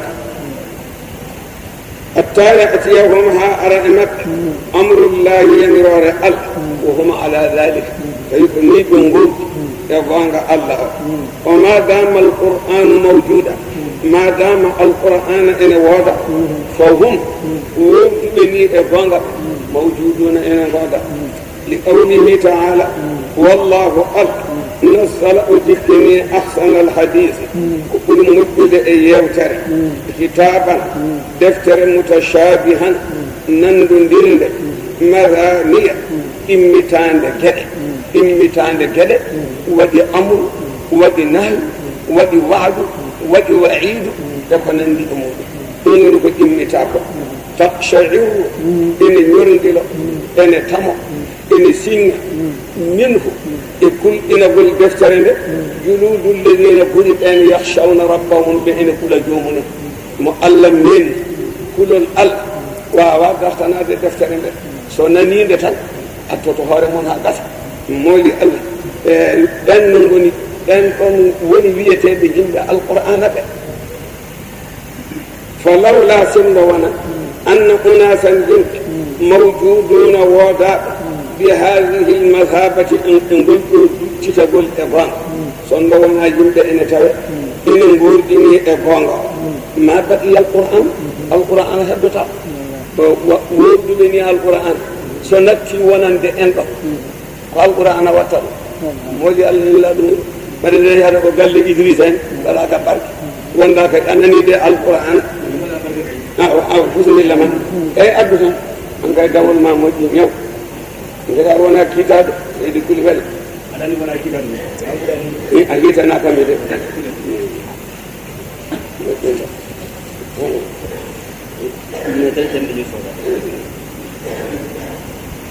أنك إذا كيا حالكم في جنتين أنيرده ونزول البلاء جبه المصيبات اتيد الله اتشدل النبوج ليس دليلا على عدم وجود الخيار كنتين دينان وند مبندر ده الله الله هاي ادنا بون فانا مجد بنغال نو وقت بياتني وقت بي ko mokki be ngala e moli Allah nula do mudu sawi ko woni be biya sindo mokki be no ngodi aduna wayatani waade aduna o no urdini hamnorade wona dalilu wonde moƴƴuɓe ngal moƴƴo ene fota e annabi Moussa ɗin wona yimɓe jooƴima tawi omo woni moƴƴo ene ɓura annabi ananide saaɗi e ko nandi e munen wona yimɓe munen kalkirama kaacali e goɗɗum aɗa andi ɗum ɗo tindinani gargol musiba wonde moƴƴo alana Allah e dow leydi wona gon ɗum ko haalaji humen binnaɓe فإن الأنبياء النبات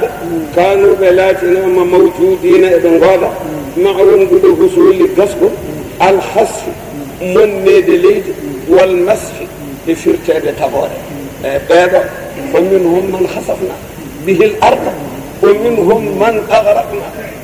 الله ودي والأنني بأممهم فليسوا أعظم قرآن لا تاكي أن يكون مولود من الأنبياء إن دل مت مكيد وندب أبوان بحند به بوري أن بات به إن در بني دلنا بإمنا كان عندنا ولما في الحديث ويا ما كان الحديثات إني أنه لكم فينا الصالحون ما تبون إن روا من تنتوي أما من بندي إجياب ما مكيد إيه على نعم النبي إيه بون إن روا تقولون بندي مكيد إذا كثر الخبث سبونيج إغوف إبلاد إسابوج أفترا قال يال بني روحو تورون غوندي وليا بال ورون غوندي سهيلا بال ولا ورون غوندي نلا بال نقا بني زم بونو راغل جيب كلا موكين جيب كلا موكين جيب كلا أو عندي بني ثم بني تا بنوران قال على هند إما عاجلا وإما آجلا ما أقول جوني ولا قتل فبنا مولي الله شنو دين بدو الله هو إنه مؤمن لأنه مؤمن الذي ويكون لتكونوا حالات شهداءكم سيدي على الناس بهم أن رسلهم وندن لا بمد بلغتهم يتني بنلا ويكون الرسول نلا بلات شهيدا إن سيدي عليكم إمورا أنه بلغكم يوتن لي أمة محمد ونتن كسيدي حقا نلا ببننا اللي يمون وإن يتشابه وند نلا ببن جتنرين الله ويرغنوني انتلاك إنكو سيدني إنكم نارو دانكو النبي من كو غمدو النبي منه كانكو سيدو تو إمدن كانكو يتا الله يبين من عالمي كم كان ودولي الذي وما جعلنا من بدران القبلة فتشترد التي كنت لاتلا عليها تكتشد والنور إلا سوانا أن نعلم من غنى من بيننا من يتبع الرسول مؤمن وإن لاب فيصدقه ممكن ممن ينقلب دعون بيل الطاب على أجبيه اتفهموا كله جلام يا ريس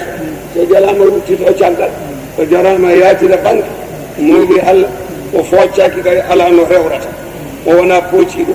إن على نورورتا يا ريس سهوري سبهم يا رتشاكال سهوراني سبهم سجلام يوبن يرمى وين بيفون موجي الله ولما أرتمون من ده أرتت نتفهم واوا أن ندى الله إذن ندى الله تقدس الله عن ذلك وإنها كتشتين قلتو كتشتين هذا قاند الذي كانت لاتين لكبيرة إن الست على الناس إيم إلا سونا على الذين إبان هدى الله بألفين منهم إما سونا بألفين سبيبة إيدي الله يمونن بك وهن جنغوتو نندي أنا فهم سونا ما الذين نطيرين كرنا هي أبدو تكتابه وما كان الله سفراك الله ليضيع إن يبو إيمانكم جلق المواطن يكتشف بيت المقدس بل يهيبكم عليه أم أيضاً لأن سبب نزولها شبهة جبية ألقاها ورلين جبية ويجب أحقب يهود بيتاد للمسلمين بين جول بيام كوتشيتيغا يهود حادث أن قلنا إلا جد النبي بدين النبي صلى الله عليه وسلم وهي ولجبية يهود أن استقبالكم لبيت المقدس وكتشتنا أن بيت المقدس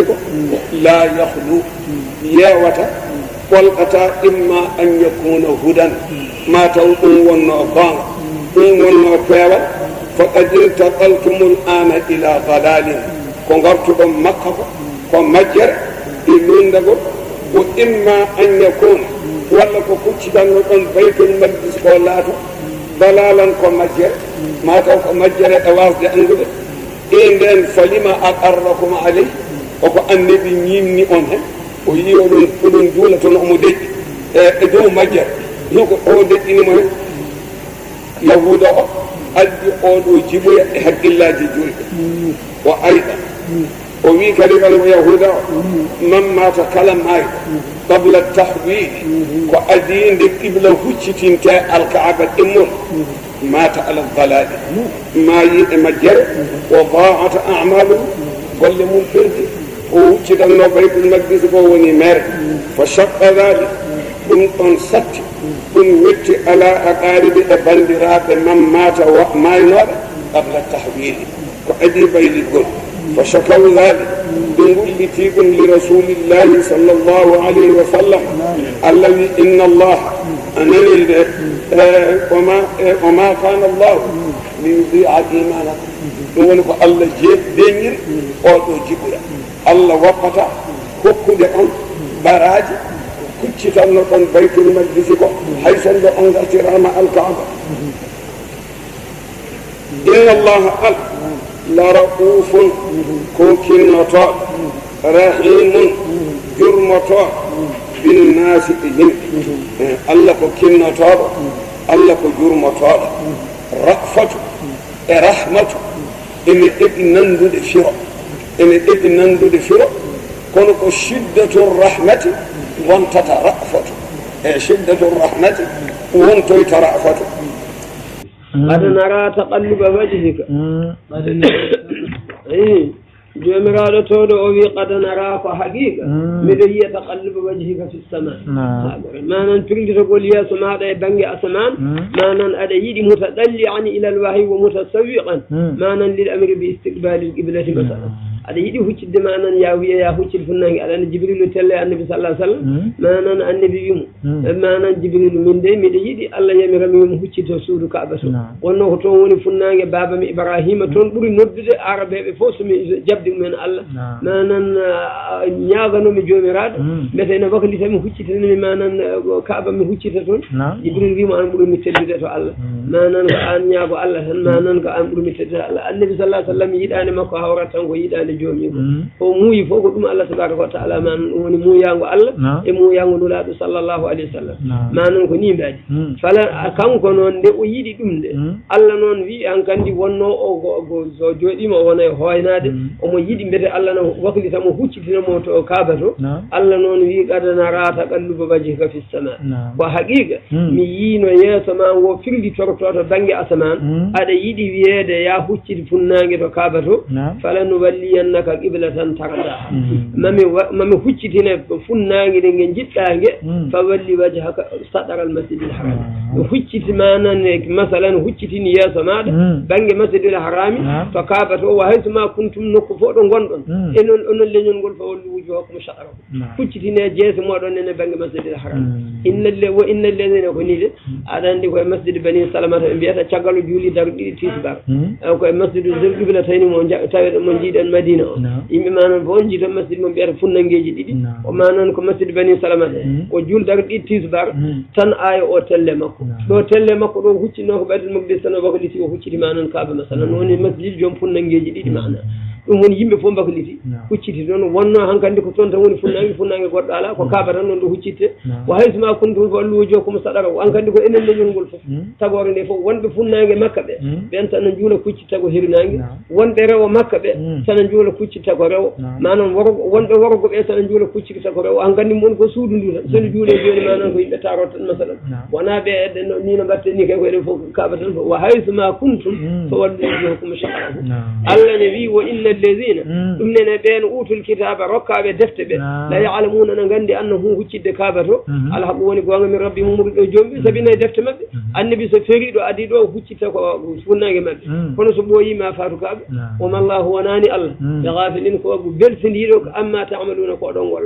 ولا أما يعملون ولا إن تأتي الذين يوم راد من وني ساعدني بين أوتوا الكتاب ركاب دفتب بكل آية كلا هاونين لين تندين كابون ما تبيو قبلتك ende wata funnaange maɗa ce non ko foftindem ala fof no mbaɗa wadde woma anta bi tabi'in qiblatahum mbiyete cando linɗo caliɗo ko caliɗo tan an nenena a jogorani rewde funnaange maɓɓe nge to mbiyaɗa to hankandi to kaaba to ko toon woni funnaange ma woma ba'dhum bi tabi'in qiblata ba'd wona kadi yoga e maɓɓe kadi ne rewa kadi funnaange yoga kamɓe kadi ɓe ndewodirta yahude en nasara en an yahude en kuccita ko ɓeytel mabdes nasara en kuccita koye fuɗɗirɗe nangue ɗo nangue ne fuɗi fof ɗon woni funnaange maɓɓe wala in ittaba'ta ahwa'ahum mi wondi sa woodi rewde sa woodi rewde belaɗe maɓɓe ɗe ɓe noddat maɗe sa woodi manan faradan min ba'di ma ja'aka caggal ko are maɗa min al ilmi e gandal innaka an idan on sanga so woodi la min alzalimina koye toonɓe jeeɗa allazina ataynahum alkitaba manan jomiraɗo wi allazina ataynahum alkitaba ɓen ɓe min dokki ɗumen defte ya'rifuna eɓe gandi oɗo muhammad sallallahu alayhi wa sallam kama ya'rifuna abnahum no ɓe gandiri ɓiɓɓe maɓɓe ni eɓe gandiri noon nulaɗo allah sallallahu alayhi wa sallam قال ابن سلام والله صدق الله العظيم لقد عرفته حين رأيته كما أعرف ابني ومعرفتي لمحمد أصد ابن سلام من عندي منجي مؤمن أنه قندر مبيمني قندل محمد قال بري ستدي أكون قندر مبيم أو مثلا هي قندر من النبي صلى الله عليه وسلم وحلال بيد نون كني يدبا وند كبي يدبا يا خراد كبيم سنتا وانا بيم تاو كبي غور كو ما نون كني جبين تا من نتين مثلا كونو أودو كم ونو حال الله كو كني ما نون حالي دمون كو قندر النبي كو بري sattude ko nganndu maanaam biyeteeɗo ko min jibini ayi wa inna fariqan minhum ay fedde e maɓɓe la yaktumuna alhaqana cuuɗa goonga wo hum ya'lamuna te ɓe nganndi ko goonga alhaqu min rabbika ɗum woniji goonga ummoriɗo e jooɓe fala takunanna hota laato min almumtarina ko e sikkitiiɓe heen jeena ayna almushir أعوذ بالله وأنت الله فوالت إصعاد أعوذ بالله من الشيطان الرجيم بسم الله الرحمن الرحيم ولكل جمرات تودو يوادني كلا غوتو إليه بمعنى بجهة فنانج هو معنى موليها معنى كلا كل وأنا وادني كلا هن غوتو إليه فنانج تاي فنانج وتون وني تحكيت مثلا وني وجهه معنى في صلاته وفي قراءة أي فاستبقوا الخيرات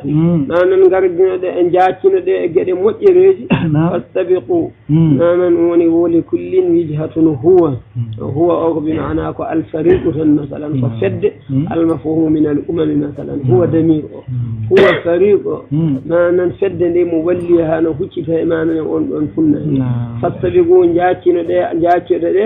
alkhayrati badiru ila ta'ati wa qabuliha aynama takunu kala ɗo laati ɗon yaati bikumullahu jami'an ma Allah addon onon fof noon yawmal qiyamati o yoɓa on golle moɗon inna allaha allah ala kulli shay'in hunde fof qadirun mo hattani wa min hayso harajta nokku boɗo jaltuɗa e ɗanngal fa walli wajhaka huccitun yeeso maɗa sadaral masjidil harami bange suudu hormantenundu wa innahu ay huccidde toon nde lal haqu woni annasru awi tawalli lil ka'bati manan lal haqu woni gonga min rabbika umurde e joome wama allahu wonani allah ɓe ghafilina mo weltidi amma ta'maluna ko liggoto ɗon ko o min hayso harajta nokku fof ɗo jaltuɗa fa walli huccitin woni ko kalnoɗen joni woni awwalu nassin masalan ɗum woni manan ayeji ɗe no pillitini nokku fof ɗo jaltuɗa fa walli wajha ko huccitin yeeso maɗa saɗara banggue almasjidil harami suudu hormanten ndu hayso ma kuntum nokku fof ɗo gonɗon fa wallu wujuhakum kuccitine jeeso moon saɗara hu banggue suudu ndu li alla yakuna linnasi saabi hoto laatanade yimɓe ɓe yahuda ene mushrikina en aleykum e dow moɗon hujjatun hujja wiide enen beññida e moɗon mujadalatun fi tawalli ila غيره لتنتفي مجادلتهم لكم من قول اليهود يجهد ديننا ويتبع قبلتنا يهود انبياء ويد دين امن ورب كنا امن وقول المشركين هافر بن النبي يدعي ملة ابراهيم ويخالف قبلته ومندسوك دين ابراهيم تمولون دو فناغي مودو الا الذين ظلموا منهم صونا نون توان بي مابbe candal lagal tan فانهم يقولون ما تحول اليها الا ميلا الى دين ابائه فلا تخشوهم وتكلebe وتكلebe ñidde mabbe huccidde e kaaba wakhshawni kule kam min goto ɗoftoɗon yamiroram woli o timmini inati ma noon hami timmina nemam o aleykum e dow moɗon mi fewno on ila maalimi dinikum wa la'allakum ɓe taw noon tahtadunoɗon pewa fewde e gonga kama arsalna fikum يمراد معنى تودو أوي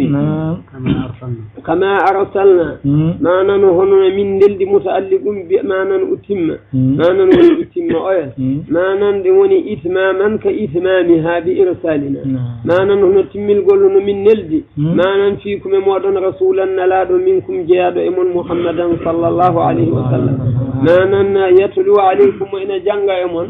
آياتنا آية من قرآن ويزكيكم نلبنا كافراغا ويعلمكم إن عندنا الكتاب قرآن والحكمة يكون هنا نياواج ويعلمكم ما عندنا ما لم تكونوا كأن لا تنوك تعلمون أولا فاذكروني أذكركم ويعلمكم الكتاب والحكمة ما فيه من الأحكام وهنا قرآن إن يواج ينقصها المعاني التي لا تحصى ما نن يواج قرآن وهنا قرآن أندو بين رغتهم تنها تنبق ونفوف فهم موضوع ونوانا هون ذاكم إن قصلها معاني كموج البحر في مدد وهنا المعاني التي لا تحصى قال علي بن أبي طالب لو أردت أن أوقر من الفاتحة همل 70 بعيرا لفعلت sami jalanoma teddinde tan e fatiha tan ko ina rimde capanɗe jeeɗiɗi manan ngaari ngeloba jimli mumen mami waɗɗum e tafsir fatiha o tan ne wa min ma'anahu ina jaaye mana ko haali ko ma qala al-Khawwas Aliyu al-Khawwas oɗo wi kañum nene mimma manna Allahu bihi alayya ina jeeya ko Allah moƴƴiranimi masalan ko hokkimi e moƴƴere an a'adani 100,000 ilmin wa 99 alfan min ulumi al-fatiha ina jeeya moƴƴere Allah e mam Allah hokki kam ujunnaje temedere gandal e ujunnaje capanɗe jeenayyi gandal ɗum ɗo fof ko e gande fatiha tan no yaltani ɗon taw مثلا كل يعني ويعلمكم الكتاب والحكمة ويعلمكم ما لم تكن أموني قرآن جمع ما فرغنا في الكتاب من شيء ما نقول فونا الناس مثلا ألا كيكون نتنام دي قرآن والله كجلس يقول سنة كنا نتفتريدك وفاهما ييت والله فاهما واسيت ذكر فونا القرآن مثلا أيقول الله دشاني أي manan fadhkuruni adhkurukum jangto de kam manan mi yoba on masalan ila ma'nahu manan ujazikum ko mi yoba on mi jangto on o ko mi yoba on wa fil hadisi anillahi hadith alqudsi man zakarani fi nafsihi zakartuhu fi nafsi wa man zakarani fi mala'in zakartuhu fi mala'in khayrin min mala'ihi هو ده فأمن مجد الحمد لله الجنجر بيجي كيف بشر لي وما ننجو أنجب هاتي ده ندفي من ذكر من جدا أو فبدا وفق قال ندن دوجين وإن الشياطين لا يوهون إلى أوليائهم ليجادلوكم يوم أنه الشيطان ونبند شياطين الإنس والجن الذي سيد نجي ينبئ سيد نجي جن نجي بونغو نغو سيدان ندو نغو سيدان جن سيدان ندو نبوري سبتو دي سيدان جن sabi wannan shaytan ne doga adam cindu mo jinne o kam sa ya'udhu billahi minash shaitani rajim tan dogati ala wal mud kono odo o jaggete kay aray maade dum woni dido manan shaytan e jaggo gondu e wirdum ina janga manan jangata hen ko qur'an wadata hen ko istighfar ina imsino julata hen ko inula Allah sallallahu alaihi wasallam manan ko biyata ko la ilaha illa Allah odo so wiyama ko mushrik walla ko mubtadi ko shirkuɗo walla ko gonɗo e bida hande kay biyomo noon ko seyɗani maɗa saɗa jogui haqqille oɗo ɗum nde woni seyɗani neɗɗo maɗa kam nani tan jaggu tan manam ko seyɗani saɗa wawi kam fi sa wawa kam dogo ɗum kam jahalawol maɗa masala haqiqa ko seyɗani woni eyi ko ɗum woni ɗum noon manan fadkuruni adkurkum Allah wi mo haalimi e hoore mum mi haala ɗum e hooram mo jangtimi e dental mi jangto ɗum e dental ɓurgal moƴƴude e dental muɗum ngal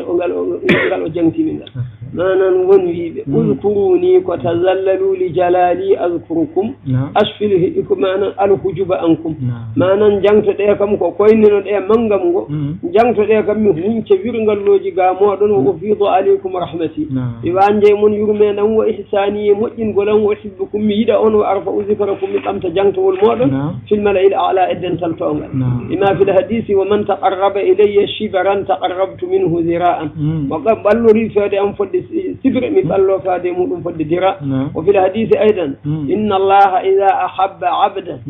annabi wi so Allah yiɗi maccuɗo muɗum naada jibril o nodda jibril fa qala lahu ya jibrilu inni uhibbu fulanan fa ahibbahu manan o nodda jibril o jibril min de miɗo yiɗi kaari yinmo kanko kaari o fa yuhibbuhu jibril yiɗamo summa yunadi fi sama yeftu jibril noddata asaman inna allaha yuhibbu fulanan fa ahibbuhu ɗum o yeynata asaman Allah koye ine yiɗi kaari onon ne jiiɗe kaari o fa yuhibbu ahlu sama yimɓe asman fof jiɗamo summa yudau lahu lqabulu fil ardi refte o waɗane jabbole leydi he ko haali fof yimɓe nana wa hadha min jumlati samarati lmuajjalati o wi ɗum ɗo koye jumla ɓesnoje jawɗe taw gila ga aduna ga wonande durdowo wa amma almuajjilatu so tawi ko muajjalatu wala jaaɗe ɗe ɗum ko fa ru'yatu wajhillahi lkarim ko yiide zati Allah tedduɗo o wa rafu darajati e ɓamtede darajuji wa gayru dhalika wa yanbaghi lil insani dal ahmadou sabina hanani neɗɗo an yadkura allaha kathira yo jangto Allah ha heewa koy bi qawlillahi ta'ala wazakirina allaha kathira wazakirati a'adda allahu lahum maghfiratan wa ajran azima jangtoɓe Allah ko heewi e rewɓe fof Allah no resani ɓe yaafaade bakkatuji maɓɓe jobdi mawdi ɗum ko aljanna wala yaltafit libasin wala raqib oto yeccito manan jahowo jumowo walla manan jahowo ko feewani manan ko li qawli sayyidi al-hafani khitaban lil arifi billahi ta'ala ustadina cheikh ad-dirdir oɗo wi ya mubtaghi duraba ahlillahi wattasliki da anka ahlal hawa taslam min at-tashkiki inna dhkuruni li raddi المعترض يكفيك فاجعل سلاف الجلالة دائما في فيك ya an ɗabbowo laaɓi waliyaɓe Allah ina yiɗi naatde e majji ɗaccuga maɗa yimɓe belaɗe kisa e cikkitagol ay ɗo Allah wi tan udkuruni adkurukum jangtoɗe kam mi jangto on ɗum ɗo yonima e ruttude kala komo ina falo hirdu ndeke noon waɗ sangara mawgu Allah daiman yo woni hunuko maɗa masalan ɗum woni zicru hoto seere ɗemgal maɗa wonɗu hen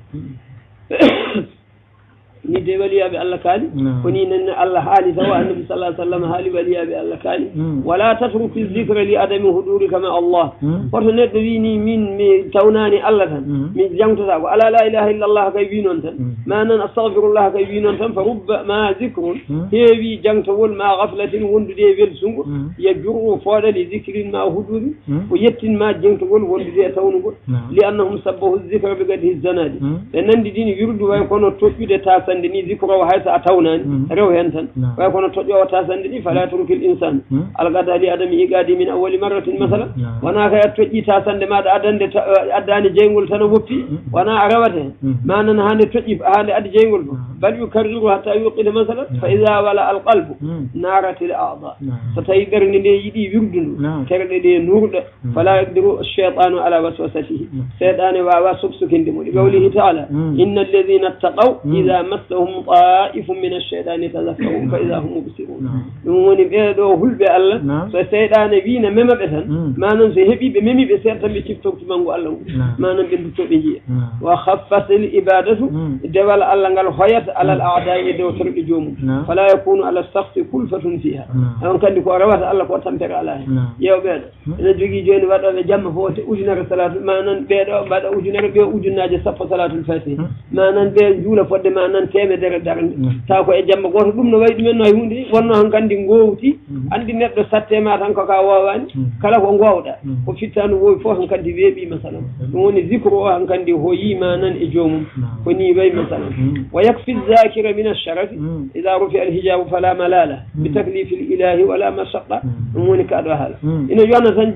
jirdowo e teddugal qawlullahi taala fil hadith al qudsi ana jalis man zakarani i an Allah wima tan min komi joɗodiɗo kala jangtiɗum ɗum ɗo kay yonima wa qawluhu taala wadhkurullaha kathiran la'allakum tuflihun jangtude Allah ko heewi mete oɗon male ɗum ɗo yoni manan paamen tan no moƴƴi ko rabɓe ɗe haala so neɗɗo ne jogui zicre mum wirdu mum en mbiyani noon tijaniya tan de en mbiyani ma ala wirduji ne keewi waliyaɓe laabi men ne keewi kala hen won jagguɗa moƴƴin tan manan ndewa ɗum hoto kam seyɗane mum hoto difte kam ko mbatta ɗo ko bida ko mbatta ɗo ko shirku ha woppinma ɗum ɗon seyɗane diftoma manan nawma ɗum yo Allah dandu hen neɗɗo masala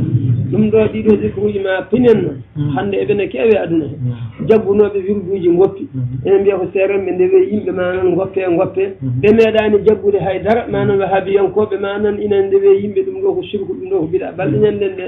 goto e taniraɓe Cheikh Tidiane radiallahu taala anu mo wiya wonde won fatwa goto uddita to deftere wotere manan ɓe jii ɗum no umirta tawutto ina waɗa hen masalan deftere nde ɓe mbaɗi hen ko namde e jabowol ɓe namdi mbete julde caggal Tijaniyanke ena sella walla sellata o woni jawabu wi ko sellata manan ɓe jabti ko sellata saabi wayno Tijaniyanke woni koye bida manan ɗum noon julde caggal mum ni woni manan ko sellata masalan ɓeɗo noon eko nande ɓeɗo nane meɗen hande ha wayno koosi eɓena keewi kewgol no hulɓini no feewi manan ɓe mbiyata ɗiɗo wirduji ko nanggamo saɗa jogui kurus tan mbiyanma ko wedde ɗum ɗo ko eɗen moodi Allah walla ko nandi hen wa ala kulli haalin tan paamen ko eɗen gone tafsir tan wallahi si nonan ɗum sen ñalliɗo haalde manan en mbaaliɗo haalde addillaji manan wirduji gila to Qur'ana haya hadis annabi sallllahu alayhi wa sallam en mbawa ɗum gaynude masala ɗum ko Allah goto andi manan ko woni hen min mbiɗa andi manan ko min ɓuuri famɗude kam gandal e seeremɓe wiyeteɓe ko jomiraɓe manan gandal manan e lawol tijaniya kono min ɓuuri ɗo famɗude gandal o kala kam neɗɗo kam mo nanmi kam ina wiya wirdu ala asli manan walla kurus kam ala asli on kay kam min fo e famɗude gandal on kam mi andi on ko min ɓuuri ɗum gandal on kam min e famɗude gandal on kam miɗa andi ko min ɓuuri ɗum gandal sabi on miɗa wawi haaldude e muɗum masalan e yeeso ihtisar tan manan e yeeso raɓɓiɗinat tan ko ha paamen oɗo wirdu o itta ko e deftere Allah o itta ko e sunna nulaɗo Allah sallllahu alayhi wa sallam so wona majjuɗo mo yiyata ɗiɗo kurusaji itta ko e nulaɗo Allah sallllahu alayhi wa sallam yumma sawdatu ko sohnajo nulaɗo Allah sallllahu alayhi wa sallam wirdirduno ko galude tamaroje ɗum woni ko waɗanno masalan Abou Hurayrata oɗo sahabi enen fof eɗen gandi ɗum joguino ko kurus muɗum ne waɗa ga ha e dande man jagga ina limira manan ko so zikri man walaji so neɗɗo ari noon wi wonde annabi sallallahu alaihi wasallam ko yi manan umma goto umma hatul mu'minina joom suudu muɗum na waɗa hunde manan haɗani manan ɗaccite annabi sallallahu alaihi wasallam sukutu muɗum ko tashri kala ko annabi deƴƴi ɗum hankandi koko law annabi kañum ko yi o deƴƴi fof gasi wonti hankandi ko hunde nde ganduɗa koko lawɗina masalan wonno ko so yi ko moƴƴani tan kanko haɗat ina waɗde makko kala ko yi ko moƴƴani haɗat ko deƴƴi fof ko noon ɗum ɗo ko joom suudu annabi sallallahu alaihi wasallam ɗum ɗo ko Abu Hurairata radiyallahu ta'ala anhu l'Imam Suyuti mon waɗi deftere no wiye minha jazahullahu hayran o haale deftere he tan eɗen fof eɗen gandi Imam Suyuti gandal muɗum manan guila e dendagal fannuji fof masalan deftere no wi waɗi ɗum ko minha ko lasli kurus tan e sunna annabi sallallahu alaihi wasallam ɗum woni manan deftere ɗe masalan ko haalata ɗo ko fof ina ruuyta ina ɗaya haydara keɓa o cero mo lakhasul gawli tinno ɗen jaggene wirduji men ha tiiɗo eyi a seeɗaneji noon no keewi no feewi seeɗaneji no keewi no keewi no keewi no keewi no feewi manan ko bonnata hande no feewi no feewi wallahi ko sahid Allah a isli gonga eɓen goni hannde yimɓe ɓe gongol ngol ngannduɗaa ngannden kam ko ɓe gonani en ko ɗabil mirotadi eɓeno tombi tan eɓeno pandi ɓe jooni goɗɗo no haalana min ɗo ñanden no wiya ɓe kurusaji ɓeɗo ɓe mbirdirten ɗi won ummotoɓe saudi joni ne ngara ga hen nana keɓena mbaɗa feere kala mo mbaɗi feere ha ɓoori keɓa kurus muɗum manan nawa so nawi neldi toon mbiyata ko kaari mi ɗaccini ɗum kaari mi ɗaccini o mi ɗaccini o ɗum ko kurusaji kuruse fof no jogui jobdi manan koɓe joɓata hen jomum masalan hakke ko woppini ɓen manan jurduji mumen ko masalan ɗum noon ko ha tinen tan ganden Allah kam ina andi annabi sallallahu alaihi wasallam manan ina andi eɗen goni e peewal jurdo wona woni e peewal mi wiyani noon lawol tisaniya tan de laabi waliyaɓe Allah ne keewi no feewi kala ɗo goni jagguɗa hen yettintuma ko Allah yettintuma ko hadara Allah yettintuma ko hadara nulaɗo Allah sallallahu alaihi wasallam en mbiyani noon ɓe gona wirdoɓe ɓe gona julɓe ala enen min fof ken gotum koɓe julɓe enen ken julɓe kono ko mbatten ko ko cuɗari wiyete on jii enen fof eɗen jogui comci kono noon comci meɗen ɗi ne ceerti manan sen jii ɗum ɗon en jimoni fof ne suuri ɓanndu muɗum kono ɓeene jogui montre uji ɓeene jogui lone ɓeene ñoota jeebaji men ɗum ko wirdu wayi kono masalan ko ñantare ni ɗum woni ɗum ɗo e riwani heddi ɓeene jogui comci hay goto en mbiyani wona julɗo mbiyowo la ilaha illallah muhammadou rasulullahi fof ko julɗo ɓaade omo irri ɗum ɗo omo totta waktuji ɗi joyyi omo hoora nduɗo lewru korka manan omo hajjo yaata suudu Allah to omo aska manan jawdi makko ko Allah hokkimo manan oɗo ko enen moni kon gotum kono ko mbatten ko noon paamen ko ha ganden ɗum ɗo neɗɗo kay yo yi ko moƴƴi o wiya o waɗani kono hoto wi kay mo bonnitama noon ko moƴƴi ko an kay ka julɗo ka min mbiyanima wona julɗo enen fof ken julɓe kono noon hoto wi kay waɗoɓe ko moƴƴi kay wonde ko mbaɗata ko manon fewani aɗa hefrino ɗumen masalan ha yettinanene kadi oɗo kadi ngol ɗo ɗeɗo oɗo mablag so tawi a juuli tan caggal joomum julde ma boni te pamonne nene kala e maɓɓe ne mi ittitinani ina kala e maɓɓe nene joguiɗo tan aqida maɓɓe ko ndeɗo fimde kam jogue meɗen hay sa funtodiri e muɗum andu kam ina suuɗanma kam manon ndiɗo mbaɗi kam ɗum kam wawi dañde tuusal haalandema ɗum kam ko noon ronki susde haalandema huuli andu kam ko ndeɗo fimde kam manan jogotoma won kam bi hadarin min won kam e dentogol timmugol e habaru muɗum saɗa yiɗi hissude lawol maɗa he masalan yo Allah reena en noon o renana en diine men o renana en lawol meɗen ngol gonɗo e dow ngol ko lawol Allah ko lawol nulaɗo Allah sallallahu alaihi wa sallam yo Allah fewni en fewna manan dendagal julɗo noon ayi نعم نعاون في أي ما جمرة تودعي واشكروا لي ولا تكفروني ما من تيكم هرن جدكم بالمعصية من تكتم بقرط دمي ما هرن جدكم بالمعصية يا أيها الذين آمنوا إهمون قومين بالله استعينوا بل نرده ما نك أخبار الآخر بالصبر المنال على الطاعة والبلاء والصلاة يجول خصها بالذكر ما لتكررها وعزمها إن الله علم الصابرين وولك إمنب أي يتيم ولا تقولوا هرنبيه لمن يقتل أن براد في سبيل الله لا والله هرنبيه بيدوا أمواتهم كما بلدته أحياء بقبور أرواحهم في هواصل طيور خضر تصرف في الجنة حيث شاءت لحديث بذلك ولكن قولي لا تشعرون أن غنده وانتن ذا لا تعلمون ما هم فيه وانتم أتاكم بقولي دوم ولا نبلونكم بشيء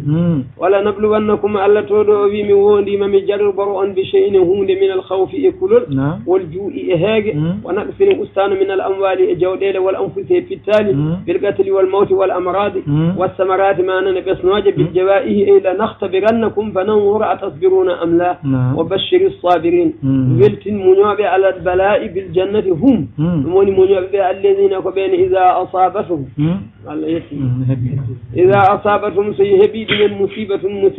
قالوا إنبيا إنا من لله فأل جي من ملكا وأبيدا يفعل بنا ما يشاء وإنا من إليه فأودي الله راجعونكم من كتفاء الله في الآخرة جيب نقول كونغ إن جيب ونجبر كلا مصيبة مثلا إنا لله وإنا إليه راجعون نقول له كونغ كلين النبي صلى الله عليه وسلم كان حكامه الذي كدي قدي أنا بابه سيهبي ما كو ويده كنا على كم نقول له إنا لله أجبلت يا أسفا على يوسف أنا إنجيل من سورة يوسف ما نقول نقول كونغ وارا نقول ودي أو إلى إن بكا نقول كونغ إنا لله وإنا إليه راجعون جل سهون هبيدم سجود ما أذن ديكو الله بيكو بدو دم أولئك عليهم صلوات من ربهم ورحمة وأولئك هم المهتدون إن الصفا والمروة من شعائر الله فمن حج البيت أو اعتمر فلا جناح عليه أن يطوف بهما ومن تطوع خيرا فإن الله شاكر عليم إن الذين يكتمون ما أنزلنا من البينات والهدى من بعد ما بيناه للناس في الكتاب أولئك يلعنهم الله ويلعنهم اللاعنون إلا الذين تابوا وأصلحوا وبينوا فأولئك أتوب عليهم وأنا التواب الرحيم إن الذين كفروا وماتوا وهم كفار أولئك عليهم لعنة الله والملائكة والناس أجمعين خالدين فيها لا يخفف عنهم العذاب ولا هم ينظرون وإلهكم إله واحد لا إله إلا هو الرحمن الرحيم إن في خلق السماوات والأرض واختلاف الليل والنهار والفلك التي تجري في البحر بما ينفع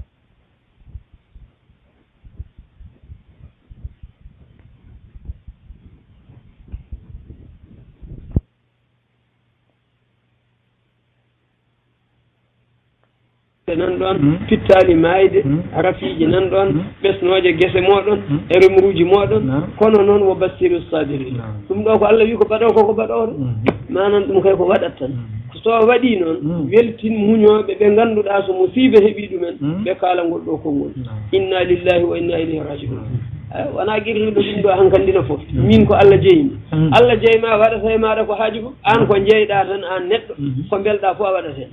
jawdi maɗa jeeyɗa in sa wi aɗa waɗa hol bewma ala ma noon ko belɗa fo a firlitto hen masalan Allah noon jeyma jeeyi kala ko jeyɗa deke noon so hunde heeɓima Allah wi ko baɗowo ɗeɗo gueɗe teɗe gueɗe musiba fof koye mumen woni wi inna lillahi wa inna ilayhi rajiun sa wini Allah wi yoɓe ni ɓe ulaika alayhim salawatu min rabbihim wa rahma ɓeɗo de ina e mabɓe yurmandeji salawatu mum woni magfira yaafede bakkatuji mabɓe min rabbihim morde joomi wa rahmatun yurmede Allah wa ulaika humul muhtaduna ɓeɗo goni fewɓe jaalana Allahu min manan ɓe jaahi rasulullah sallallahu alaihi wasallam eyyi ko ni tan anan ko hemma noon annabi sallallahu alaihi wasallam mbi lampa muɗum ñifino fastarjaa woni annabi wi tawa e hadis man istarjaa indal musibati ajarahu llahu fiha wa akhlafa alayhi hayran manan kala mo musiba heeɓi ruttitini haali ngol ɗo konngol ma Allah tabaraka wa taala yommo e ko heeɓimo ko ma lomtanomo lomtinanamo ko ɓuuri moƴƴude e ko yaarimo ko ɗum noon kala julɗo biɗoñi hen tawi ko jebiliɗo hen Allah tabaraka wa taala an lampa makko ñifi o wi inna lillahi wa inna ilayhi rajiun yumma aysat wi ɗum ɗo kay ko lampata fa qala kullu ma saa al mu'mina fa huwa musibatu o wi kala ko metti julɗo sunnini ɗum ko musiba wiyete rawahu Abu Dawud fi marasilihi ko hemma mettuma fof wi inna lillahi wa inna ilayhi rajiun sa wi noon tan Allah tabaraka wa taala lomtinanma wonno ala ko yahata e aduna ko ala ko lomto so wona diine neɗɗo hattoto tan perdi yeehi ala ko artati ɗum ko diine muɗum kono ko heddi kala ko kattiɗa e aduna Allah ina jogo ko ina lomtanoma e kulli shay'in arifu wi e kulli shay'in idha ma faraqtahu iwadu wa laysa lillahi in faraqta min iwadi hunde fof ko nde ceerɗa e aduna ina jogui ko ina lomto Allah noon sa seeri muɗum hay hunde lomtata ɗum woni manan tamen ɗum no moƴƴi julɗo ko heeɓi ɗum fof yo rutte Allah so wini tan Allah tabaraka wa taala lomto lomtinanamo masalan eɗen nganndi Ummu Salamata tan joni ene oɗo hikaya